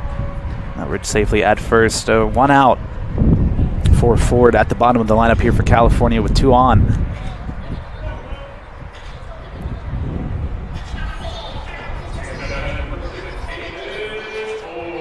And this is the moment where California, this inning, needs to get at least 1 across, a runner in scoring position. First pitch from Toom misses outside for ball 1. I don't want to use big adjectives, but it is paramount that they score this inning, in my opinion. I'm surprised he didn't go for the double play because it was hit hard enough to him. Right. 1-0 swing and a miss. Another high heat that time from Toom. I do agree with you, though. I mean, it's a 5th inning, and just you get a lead off first and second. You got to do something with it. So tie on second, Nutridge on first, 1 out. 1-1 from Toom. Called strike on the inside part of the plate. 1-2 count now to Peyton Ford.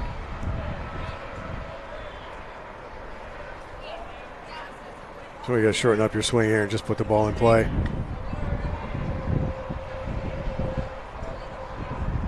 Toom looks back and deals the 1-2 fouled off by Ford. He really has done a good job on the mound though today. We've seen him really work inside, outside, feeling comfortable, seemingly comfortable with everything. Look at the infield right here. The second baseman, in my opinion, is a little too close to that bag. Pretty good hole over there on the right side for as much as he's been working away. 1-2 to if people on TV can't see my hand movements. Count now 2-2 to Ford.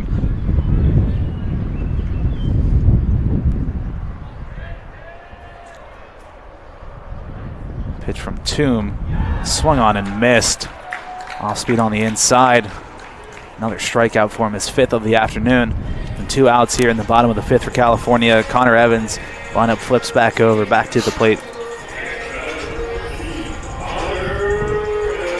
Well, he has been unpredictable in the 2 strike counts whether he's going to go to try and get off the plate. His fastball runs a little bit, go away with the fastball and get you to chase it there, or go with that back foot breaking ball, which he hasn't gone in the dirt with it. He's hit his spot really well. Starting things off speed. First pitch swinging and missing is Evans. Another one of those cases where it doesn't matter sometimes how hard you throw, so as long as you're hitting spots, changing speeds, have great location and command. You got to be able to throw every pitch and every count. Just keeping the hitters guessing. I don't think he went Joe. Field umpire says Evans went around. 0-2 count now here to Connor Evans. 2 aboard. California just looking to get at least 1 across here in the bottom of the 5th. I was fortunate enough to play with on a lot of good teams here in 5 years, and one game I specifically remember was it was a midweek lefty, and he was not throwing more than, I think he topped at 84. Mm-hmm. So slow for the side of PSAC play, because we usually face some high 80s and the low 90s, and a lot of good arms, a lot of credit to a lot of the guys that I played against. But he came through a complete game shutout, 9 innings, and he topped at 84. He worked inside, outside. He threw everything for strikes. Everything was working. Everything had movement. So just to back up what you're talking about with the velocity, how important that is to hit your spots and be able to throw anything in any location, in any count. And you're going to be a pretty tough pitcher to face. You see it a lot with the lefties, just kind of where they release the ball as well. You just see a ton of different moves, and a lot of the times you see a lot of hitters just unable to make that adjustment where you just see it from different angles. You see different spins on the ball that you're not used to seeing, and you just get a game like that where everything kind of falls into place perfectly. Yeah, lefties, for me, obviously being a left-handed batter, was a bit of an Achilles heel, especially if they dropped arm angles and came sideways. You know, guys throwing sidearm. Imagine standing there against Randy Johnson, 6'10", coming sidearm as a left-handed batter. The ball's at your face when he releases it. And you see a slider, and it's like all the way off the plate. Absolutely. And then you're like, man, I don't even know how I could have hit that. And you're ducking and you're swinging at the same time, trying not to look stupid. An impressive at bat from Evans, from 0-2 down, able to work himself a walk. So bases loaded for Peyton Conti. I think if there's someone on the team that you want in this type of situation, it is him, and he has an opportunity to dig into this UPJ lead and give the Vulcans an opportunity to come back into this game. Bases loaded, 2 outs. It's a big at bat for a great player, and I feel good about where I am in the lineup in this situation. First pitch fouled out of play. You know, if he's able to work, come up with a hit here, get on base, and bring Ryan up, I mean, there's got a chance for runs to stay on loose schedule of runs per out. Absolutely. And a great opportunity to cut the lead in half. It'd be great. 2, 3, 4 hitters coming up. A 1 pitch to Conti. Another one foul towards the UPJ dugout. 0-2 count now. The Vulcan first baseman, bases loaded, 2 outs. Bottom of the 5th inning, UPJ with an 8-0 lead.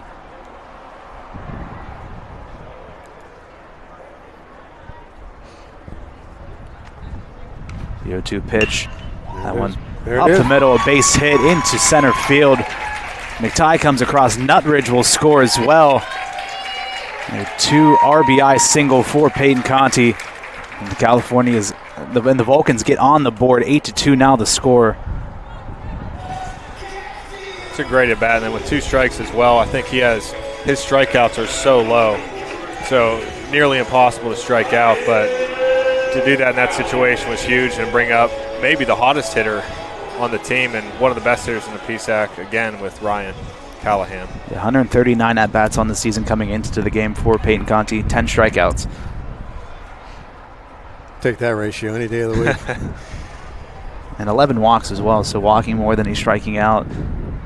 That was always what my goal was. Now, my strikeouts were much higher than his are, but I also had a lot of walks and a lot of hit by pitches. So I added those up. I thought as long as I keep those above the strikeouts, I'm good. Hey, get on base, baby. That's the name of the game. Runners on the corner. On the corners, 2 outs. An 8-2 game. Ryan Callahan to the plate. 1-0. Fanned on from Callahan. 1-1 now the count. Looks like he was a little bit late on that swing. Maybe he was anticipating something else.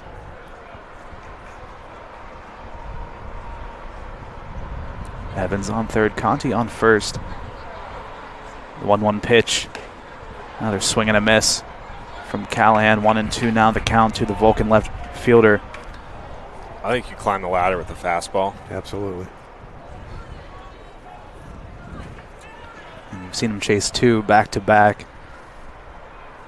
2 make it 3. The 1-2 pitch comes inside that time. Callahan able to get a piece of it, fouls it off. Count remains 1-2. The way this at-bat has worked on the pitching side, I don't know if he has a changeup or not. I've only really seen the curveball or slash slider, whatever he has, but you have 3 pitches that you can work with right here. Whatever you're most comfortable with is exactly what you got to throw. 1-2 pitch. Chopper towards third. Nice scoop. Throw over to first in time for out number 3. The Vulcans get a couple of runs across. UPJ still leads by 6. It is UPJ 8, California 2. We'll take a quick break, and we'll be right back right here on CUTV, CUTV Sports 1, and the PSAC Digital Network. The Pennsylvania State Athletic Conference celebrates the athletic and academic excellence of its student athletes. Last year, over 4,000 achieved at least a 3.25 GPA to earn recognition as a PSAC Scholar Athlete. Athletically, over 70 PSAC teams qualified for the NCAA championships. Champions on the field, champions in the classroom, making the PSAC proud.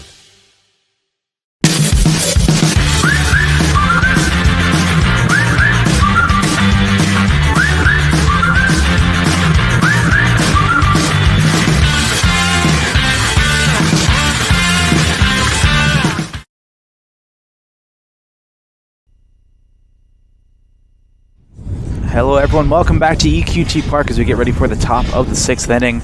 Is UPJ 8, California 2, and Lou, we're still on for the 1 run per out as California able to get 2 across in the bottom of the 5th inning. Peyton Connie with a 2-out RBI, or 2 RBI single to cut things back down to 6, but again, we're getting into the nitty gritty of it. Top of the 6th inning, Traylor back out there for the Vulcans and needs to continue to pitch. I didn't give up a run in the 5th inning. Has to pretty much do the same here if California want to have a chance to come back in this ball game. Without a doubt, this is goose egg territory for California defense. They have to put up 2 more goose eggs, and like you said, we're on that run per out. That will tie the game in the bottom of the 7th. A little bit of free baseball for the capacity crowd here. Yeah. It was nice to see something on the offensive side from Cal, making it finally a breakthrough onto the board, because they needed that. They've had runners in scoring position multiple times today, and finally get a big hit. But got to have a 0 here. Got to be a 0 more, and again, bringing energy on the offensive side, score runs, and the ultimate decision is you want to have a win. But if you can't win this game 1, you got to come back. Come with energy for game 2. 1-0 hangs up there, and Evans makes the grab to get Steinbugle for out number 1. The 2-3-4 hitters for UPJ due up. Steinbugle out. Brings up Justin Turkovsky, center fielder here for the Mountain Cats.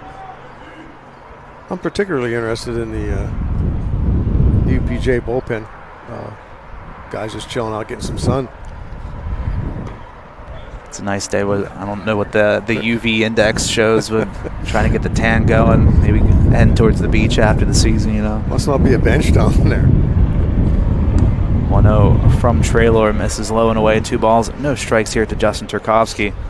The only benches they give you are far down the line. I think those guys want to see the game. Oh, okay. It's kind of like where Cal. Yeah, they're players are sitting. You're way out of it if you sit on the bench. 2-0 misses high and away. 3-0 now the count to center fielder Turkovsky. Wasn't a big fan of the bullpen area whenever I was a pitcher only my first year. I stayed in the dugout. I figure it was easier for Coach to holler at me when I was in the dugout than it would be if I was in the bullpen. If I was a PO, I think I would like a nice bullpen. But if you'd have seen ours, it was like there was a bench on 3rd Street. Yeah, that one I would definitely be staying in the dugout. Well, was Coach sending someone out to come get you, or was he yelling at you from the dugout to come back in? Oh, he would just yell at me all the time. I'd walk on the bus sometimes and he'd start cursing at me. One of the 7 words. Full count to Traylor. That one high into center field. Nutridge thought he had it. Has to run back towards the warning track, and he'll make the grab. One of those wind balls. Yeah, that did not look that far off the bat. And I don't think Nutridge thought it was either. He was camping under it and able to make the adjustment for out number 2. Bring up Devin Boyles to the plate, the first baseman. Now the wind's starting to pick up once more. Yeah, that's not me breathing. This is what I sound like. I played kickball the other day. That was the most running I've done in a while. Kickball, I haven't played that in years. My legs still hurt. But 1-0 count now here to Boyles. Pitch from Traylor. Comes inside. Check swing. You didn't strike out, Earl, did you? kickball. All I'm saying is they had to implement rules because I was doing too well. I was kicking it so far. They said if it went on the road that it was an out, and so oh my goodness. the 1-1 high Wow, into there's the one of your air. home runs, right? That is a shot right there. That's the approach today. Well hit. Foul ball home run that time before Boyles. I mean, that one, I don't know if anyone's going to go track that one down. That one's way gone, but Thinking somebody in the bullpen should run and go get that. They're not doing anything else right now. pulled foul. The 1-2 from Traylor. Trying to challenge him upstairs. Misses 2-2 now the count. Now, I'm not sure exactly the wins and losses that are needed for Cal or Seton Hill to be in first place, but I do know right now Seton Hill is up 7-0 against Slippery Rock. And with Cal dropping this game, I think they would fall to, for sure, second. I don't know if you know exactly where they need to be, or I know the Lockhaven game, too, is potentially may not even be played on Sunday. Yeah, I can take a look at it. It's Traylor, the strike three that time on Boyles, caught him looking, and that ends the top of the sixth. A 1-2-3 inning for Traylor and the Vulcans, and we're back into the territory where the Vulcans need to get the offense rolling. They were able to get a couple runs across in the bottom of the fifth. They need to do more of the same here as we head into the bottom of the sixth inning. Taking a look at it, Seton Hill atop of the PSAC West, 19-7 in conference play, 33-12 overall. California at 18-7, 33-10 overall in conference play, followed by IUP and Slippery Rock. All four of those teams guaranteed to make the PSAC tournament. IUP 17-10 in conference play, 24-24 overall. Slippery Rock 16-10 in conference play, 31-16 overall. So a ton of top talent in the PSAC, especially on both sides in Millersville, East Stroudsburg, Westchester, Shippensburg, out east. I mean, those are some perennial names among the D2 national rankings as well. For teams up north, they do some of the Division II's best baseball, but California, Seton Hill, IUP, and Slippery Rock giving them a good run for their money this season as well. It really is good baseball on the PSAC, and you can see even today, and just the nature of the sport, UPJ is not a playoff team, but they're dominating this game, and against one of the best teams in the region. That's just how it goes. Yeah, not only are they're the bottom of the PSAC West, where they're 5-21 in conference play, 14-32 overall, and like you said, it's just kind of the beauty of the game any given day. Just the team can be on it on both sides of the ball, and UPJ showing that here. Pitching performances, man, they're key. And this young man out here today is. Yeah, he's done a great job on the mound, just in and out, fast and slow, mixing it up, unpredictable, and only time he got into trouble was when he walked a guy. Right. How many walks does he have today, John? I didn't see that. He's up to 2 or 3 now, but that's one of my friends started getting into some sports betting, and that's what he was asking me about because I watch a lot of baseball, and he's like, what would you bet on? I was like, I wouldn't bet on baseball anyway, just because you never know what's going to happen. It's just like sometimes a pitcher for a bad team just has one of those games. As Patterson will line out to centers, that one hangs up for him for out number 1. It is definitely the most unpredictable sport. You know what? Talking gambling, you see Pirates, Paul Skeens on the mound, you're thinking, yeah, they got a great chance. When there's a guy who has so many no decisions and losses after he left the game last year, that's one I definitely wouldn't touch because he's going to be a heavy favorite to begin with. And if they don't let him pitch into the 7th inning, Lord knows what's going to happen there. And he was talking to me. He's like, should I bet on this or that? I'm like, dude, I couldn't tell you because, like I said, you never know with baseball. Just sometimes a hitter just has a day where he sees every pitch well, he's making good contact, gets on base, or sometimes a pitcher for another team just is lights out. It goes through 7, gives up nothing, and you just never know what's going to happen. Absolutely. Nathan Meeks back to the plate. The 1-0 from Toom. That one might go into left field. Looks like it's just going to hang up just enough for Lagars to make the grab. And again, that's really what you're looking at, that wind blowing out there. That time Meeks just didn't get enough of it and lines out for out number 2. It's not a little bit in on the hands. Yeah, I think you're right. Because if you barrel that, I thought it was high enough to get out. I said earlier we might see Santino Mora available for a pinch hit at bat. He is down the line swinging, getting loose, so we'll see if whether it be this inning in a big situation or next, if he gets an opportunity to step into the box today. Caleb Collins now to the plate. California now not on the path of 1 run per out. They got to do a little bit of extra here. 2 outs in the bottom of the 6th inning. Still an 8-2 ball game. The 1-0 from Toom, high and away for ball 2. I really don't like when they don't listen to me. We were on schedule last half. And nobody in the UPJ dugout or the bullpen warming up. They're letting Toom ride this one out. The 2-0 called strike on the inside corner. That was the same sequence Toom as last time. 2-0 fastball in. Last time he had a line drive into left field for a single. This time he takes it.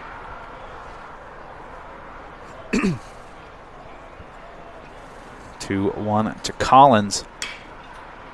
Now on a chopper beat that towards out? third. Could be a tough throw to beat him out, and Collins fast enough down the line, able to get in safely. So 2 outs infield single here for Caleb Collins, and the Vulcans have a runner aboard. Trip to the mound coming. And this, no real urgency in the UPJ bullpen. I did see somebody throwing a little bit last half inning when UPJ was at bat. It's a sidearm guy. It looks like they will make a change. It's going to be the end of the day for Ben Toom. And I mean, he's had himself a fantastic outing here for the Mountain Cats, but that'll be the end of his afternoon and in line for the win in game number 1 if the results hold. Yeah, tip your cap to this young man. Really good performance from him today.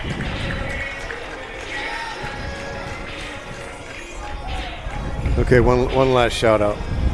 I said that 3 times. I'm going to give a shout out to my wife Janice, who's at home right now, preparing for family gathering tomorrow after graduation. Just want to tell her I love her. So the final line for Ben Toom, he's still responsible for the runner on, but 5 2/3 innings pitched, 104 pitches, 4 hits, 2 runs. Both of them earned 3 walks, 5 strikeouts for him. Is anyone able to come to your graduation party at your house? Because down the road, I could come for some lunch. Well, I'll tell you what, we might have some food. There might be some Italian food available for you. Can't pass up on that. Oh, yeah, a little sidearm guy. I was never a fan of hitting off a sidearm. I'd rather face straight 94 over the top. Wait, this is heaven for a lefty, though. Antonio Caparosi now on the mound for UPJ. Senior right-handed pitcher from Indiana, Pennsylvania. I mean, if you can see it, as a lefty, you pick up that baseball as soon as he pulls that hand out. You got a long way to see it, if you can tell here.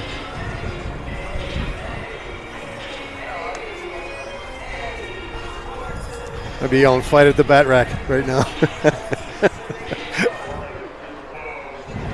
So 1 runner on with 2 outs in the bottom of the 6th inning. And it looks like California will make a pinch hitting change. The lefty Adam Crawford, the senior, get a plate appearance here. And said with that sidearm delivery, just lefties can see very well. Crawford steps in. Absolutely.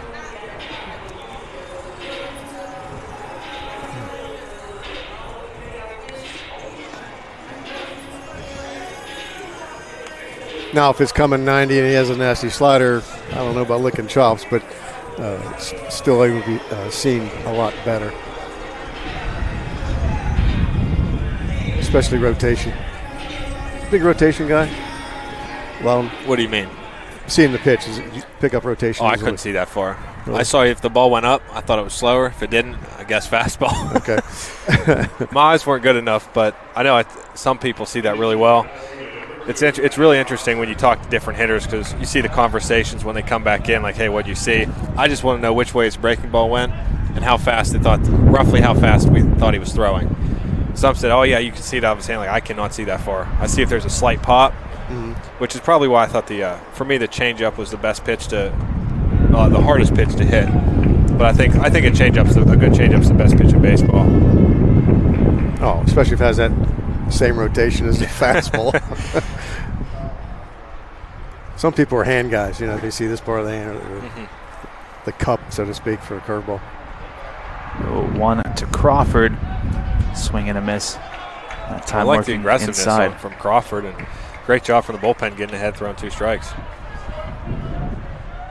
So they worked outside and worked inside to Crawford. 0-2 now the count. Runner on first, 2 outs, bottom of the 6th. Pitch from Caparosi. Nearly able to pretty good spot right there. Yes. pinpoint it, just misses outside. 1-2 now the count. I'm not sure if this young man throws a slider, but it'd be a great spot for it, in my opinion. Right at the back foot. Yep. Salvatore on deck, another pinch hitter for Cal. 1-2 pitch to Crawford. Swing and a miss, strike 3. Working inside. That is the end of the 6th inning. It is UPJ 8, California 2. We'll take a quick break, and we'll be right back right here for the top of the 7th on CUTV, CUTV Sports 1, and the PSAC Digital Network.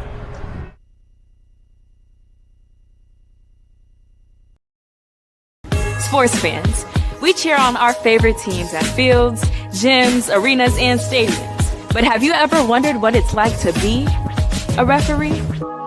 Verbal abuse from fans, parents, and coaches is the #1 reason why many referees are walking away. And they're not being replaced quickly enough by new ones. So put yourself in the official shoes, act with respect, and be officially human.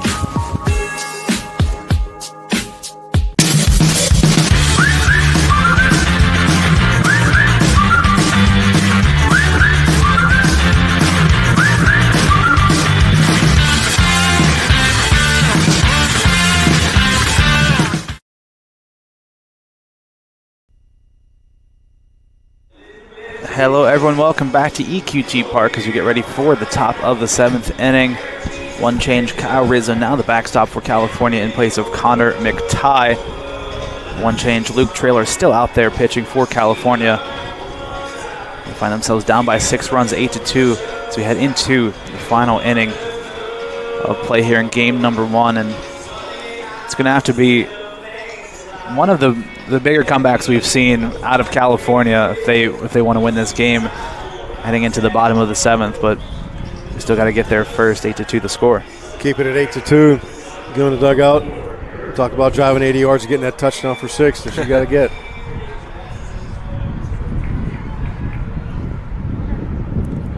Five, six, 7 hitters. Eric Rhodes to the plate to lead things off here for UPJ. Takes the first pitch for a strike. Traylor's done a nice job in relief, keeping it here. So going on his 3rd inning, right? Yeah, this is his 3rd inning. Not one that I think coming into today's game only had 8 innings all season. Pitching the 0-1 high into center field. Callahan will call him off and make the grab for out number 1. The ball started out over the pitcher's mound. And about 15 yards to the left. Good take by Callahan. That's exactly what you want to do in the outfield, or I guess anywhere in the field, is make sure you know where the ball is going so you can take that, make it a much easier play. Yeah, that's one where it looked like Nutridge had it initially, but that wind just pulls it out towards left field.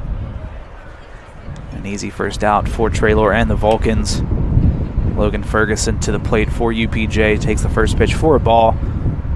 1-0 pitch, that one. That's a pretty good piece. Into the left center gap. But Nutridge able to cover the ground and make the catch just in front of the warning track for out number 2. I'm not sure I see the alleys here. Loudon, you've played here. Are they deeper than center at 405? It definitely plays like it, doesn't it? Or what we're seeing today. Kind of feels like it's 415. Yeah. It's a big center field. It's just pretty much as soon as you go scoreboard to scoreboard, breaking towards center, it's a really big field. But some days, I mean, if like I figured the ball would be flying a little better today. Now we haven't seen a ton of well hit balls up into the air to left field. We've seen it to center, but some days you'll see this field play like it's 400 everywhere, and right. Today I feel like it should be playing a little bit smaller to left field, but we've only seen one ball go that way. 0-2 from Traylor. Chopper towards Meeks at third. Couple hops, throw over to first in time, and another 1-2-3 inning for Traylor and the Vulcans. I mean, he's been fantastic in relief. He's done his job. He's held him there. He's done his part, but California, the offense, their final opportunity down by 6 as we head into the bottom of the 7th.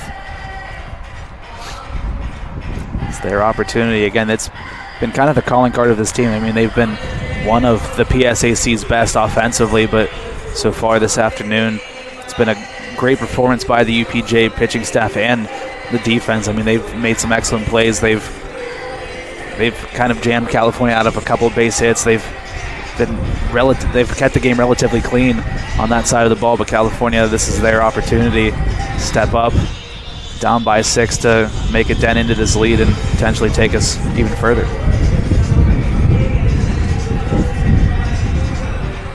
See what the approach is here. Generally speaking, we're all different, but I'm taking at least one pitch if I'm leading off this inning for sure. And pretty much everything you see off the sidearm is it's either going to run in on your hands as a righty or it's going to break completely away from you, sweeping across. Then on the left-hand side, it's in and away from you, but the movements are far greater than just your standard over the top. Looks like James Salvatore will pinch hit for California, and something that's talked about a lot is just the difficulty of pinch hitting, just coming into a game where, like you said, you're not out there to start the game, whether it be in the field or taking at bats, but you kind of just get thrown into a spot. How difficult is it as a player coming into pinch hit, just trying to make that adjustment? It's very tough, and at least you had a nice day to do it today. Let's say and it's also game 1 of the series, or I'm sorry, game 1 of today, but still game 3 of the series. So let's say you haven't hit, for 2 weeks. You come in, this is your at bat. You see 3 pitches. It's really tough to do, and the warmth is about the only good thing on it. I mean, you want to come in and be the hero for your team, it's a great opportunity. But when you do it in the cold and you're on the back end of a doubleheader, game 4 of the series, it's 6:30 on a Saturday, and hey, you're dragging everyone wants to go home. Yeah, you coming in to hit, it's freezing. It's a very tough thing to do. James Salvatore, the senior from Wheeling, steps in, takes the first pitch high for ball 1. You're right, Loudon. It's no picnic in that 25-degree wind weather coming off the bench to try to pinch hit. But days like today, not as bad. Yeah, I did it once my freshman year. I pinch hit up in Butler. We were playing at Pullman Park against Clarion. I had not played. I don't think I played the entire series. And I got a pinch hit in the top of the 7th. We were up big. And I recall the at-bat was a ground out to third base. I think a 1-2 count. But it was just a bad at-bat. And obviously, it was on me to do that. But looking back at it, it's like that's a really tough at bat, and I was frustrated as can be. I mean, that kind of put the damper on the weekend for me right there.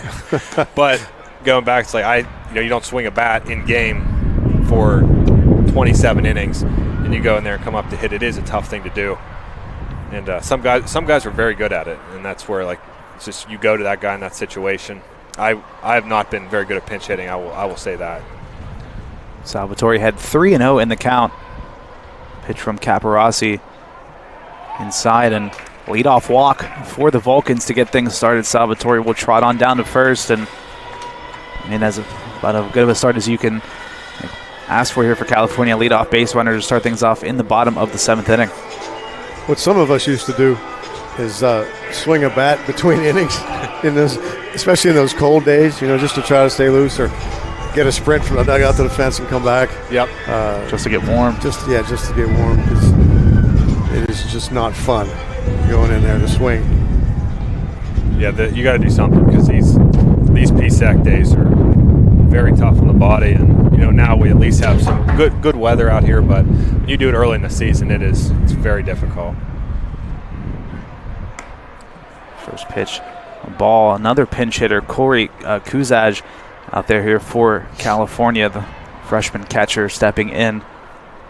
Especially when you come back from 90-degree Florida weather and then you try to hit in 25. Right back to the snow.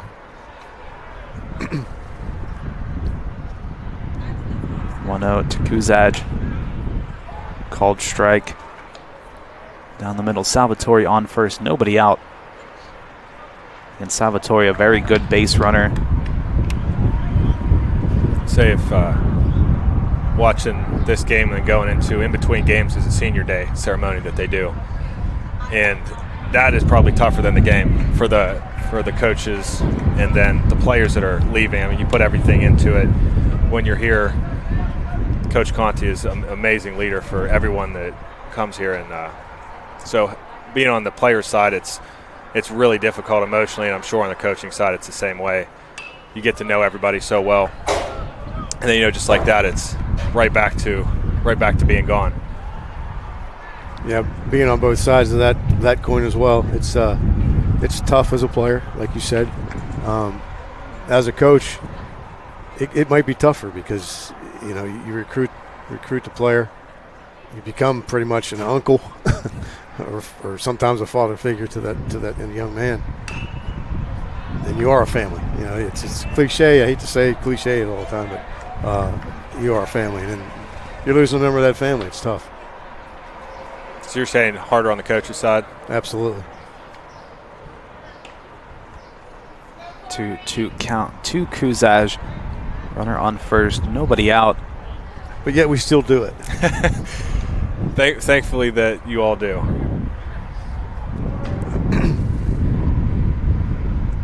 Pitch from Caparossi underway. Okay. That one way behind him. Salvatore will easily make his way to second base. A wild one. Little Nuke LaLoosh Bull Durham there. Well, it keeps on a double play, which is at least big to keep the momentum up for them. Going back-to-back base runners to start this would be pretty big going to the top of the lineup. We have more action in the UPJ bullpen now. So runner on second with nobody out. Full count to Kuzaj. The pitch from Caparossi misses low and away, and a walk issued. So both leadoff runners get aboard here. That might be his last pitch. Two good pinch hit at bats. Get up and get on. Get him to the top. But on the senior day ceremony, I will be a part of it today, obviously. You know, my brother graduating after just an amazing career. Won't be the easiest thing for me watching. I have the family down there either, because I know, you know, everybody has basically been tied to Cal U. And I'm just so proud of getting to watch what he's done. Yeah, California natives, I mean, played all throughout here. What is how does that feel? Does that feel any differently, like, to like a player coming in from somewhere else where you've kind of grown up in this culture your entire life? You've been around here the entire time. You played throughout the ranks, like all throughout in like the local place. You've kind of been the local product for the team, and then you're finally getting the send off that you've had after a great career. How does that feel as a player? The moments were just amazing, and I got to be with I got to graduate with a couple great people. I mean, there was a lot of them that I played with that are amazing people, but it's just everything that happens, you're like, you got something in your throat. You're like ready to, you know, it's almost like you could lose at any moment because of how much you put into it. But like a big hit, a big at bat is just, it's like the best thing that you could ever experience. But the culture at Cal U, since Coach Conti has been here, is to win, and just an amazing coaching career to do that year after year after year for 29 years. And then here they are this year. They deserve a spot in a regional tournament, and if they can get and hopefully compete and win the PSAC, but they have a good chance to break that 37 win record, which I would love to see that. Nothing would make me happier than watching, you know, my brother lead the team that goes ahead and beats our team that did it. 2-1 to Evans, a called strike. I might even get something in my throat today. I don't even know yet. Knowing your family. That's why I got the big gold shades right there. Put them on as soon as the ceremony starts. Put them on. I mean, even talking to your grandpa before the game, and he brought up that I asked him if he makes many road trips, and he says, well, you know, after watching you people for 50 years, he said, I get to the warm games as much as I possibly can. And, you know, it took me back because your dad and I played Little League Baseball together when we were 9 years old. So I've known the family for almost 40 years. Oh, no, 50 years, I'm sorry. 50. I'm trying to be younger. Hey, there's nothing wrong with that. You look younger than that, I will tell thanks. you. I look a day over 56, right? 2-2 to Evans. Oh. Come back here. He'll get the one out at first, but both runners will advance. So two runners in scoring position for Conti once again. California with one out.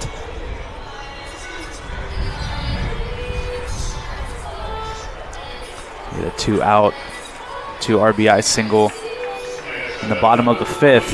The only runs the Vulcans have had come across the board, and an opportunity to do so once again here.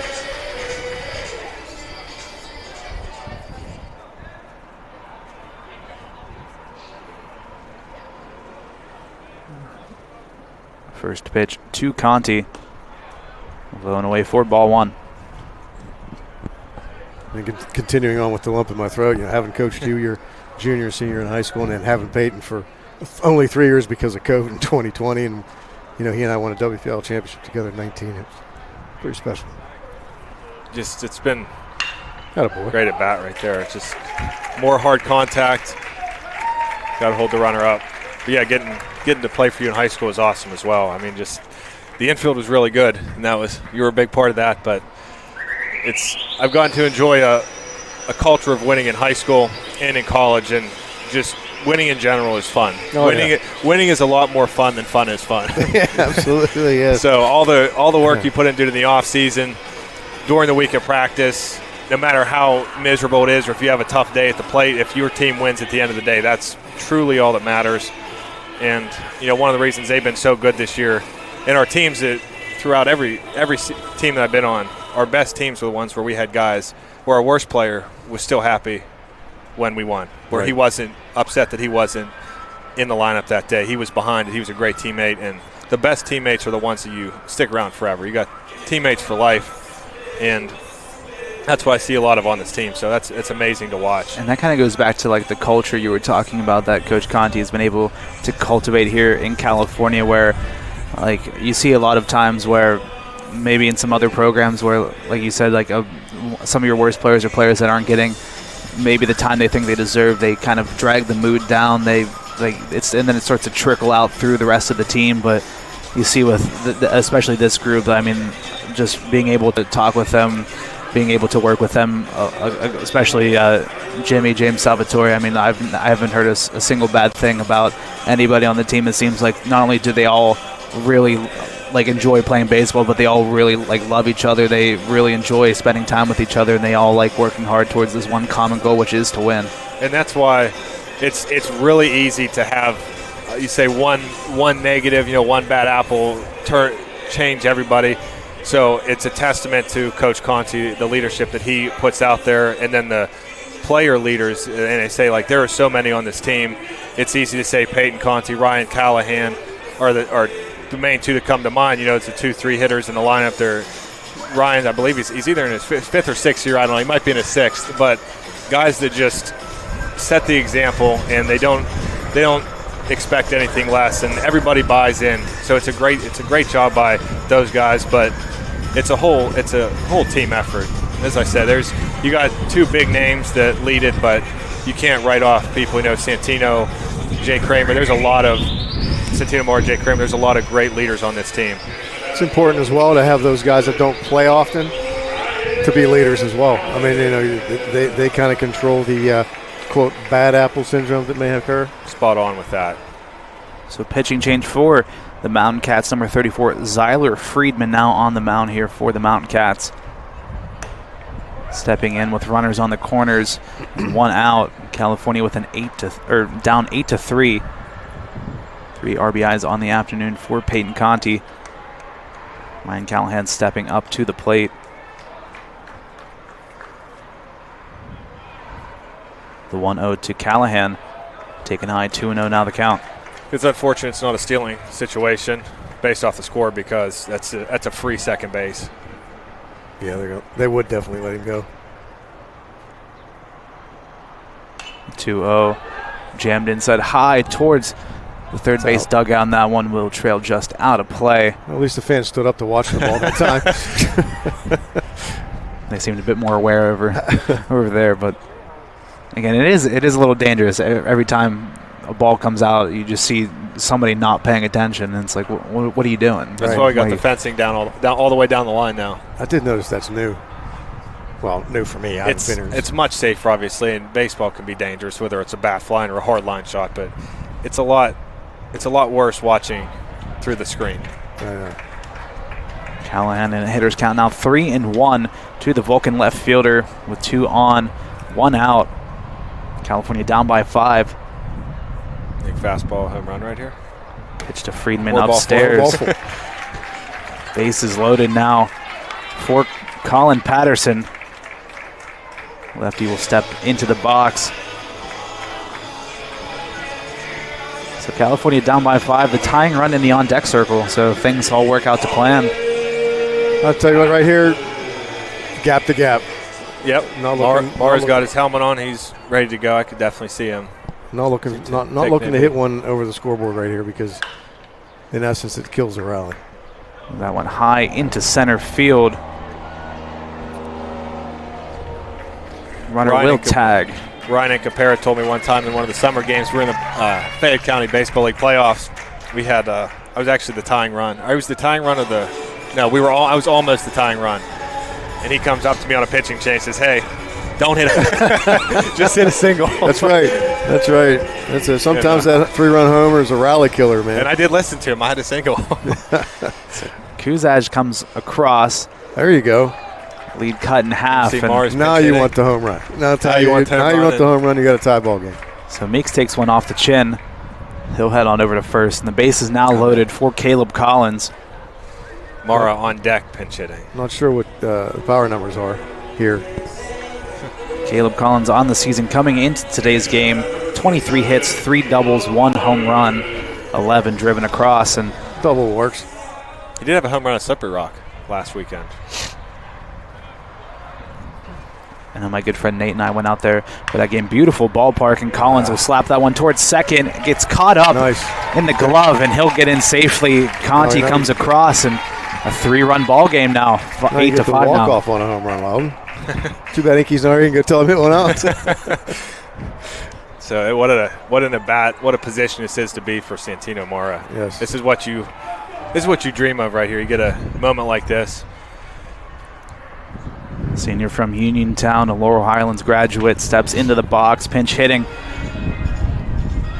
with an opportunity to win the game. One swing of the bat, and the Vulcans win. And he has one of the highest hard hit ball percentages of anybody. That's why he's one of the greatest hitters of all time to come out of Cal when his career ends, if not the all-time hit leader. Hopefully he does reach that mark, as Cal's still got a lot left to play. Mara steps in, first pitch fouled off. And I'm not sure of if it's a record that the school keeps, but he also has to be up there in terms of getting hit by pitches as well. I mean, that man takes them with the best of them. He might be chasing me. Maybe he passed me. Who are they all time? Do we have the hit leader list by any chance? I can pull it out. I know we have it somewhere, but Santino's in the top 5 now as he takes the 0-1 and pulls that one foul. Is it Matt Peters or Troy Hanstra? It's one of those two, isn't it? I think it's Matt Peters.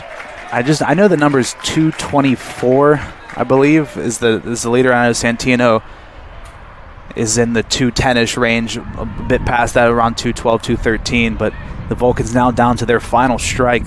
The 0-2 from Freeman. That one towards second. Nice diving for the scoop to short. Out at second. They were able to get a nice play by the second baseman, Logan Ferguson, to get the final out. And I mean, the Vulcans get 3 runs in the bottom of the 7th, but the comeback is ended. Your final score, UPJ 8, California 5. Lou and Loudon, thank you so much for joining me. Any final thoughts from Game 1?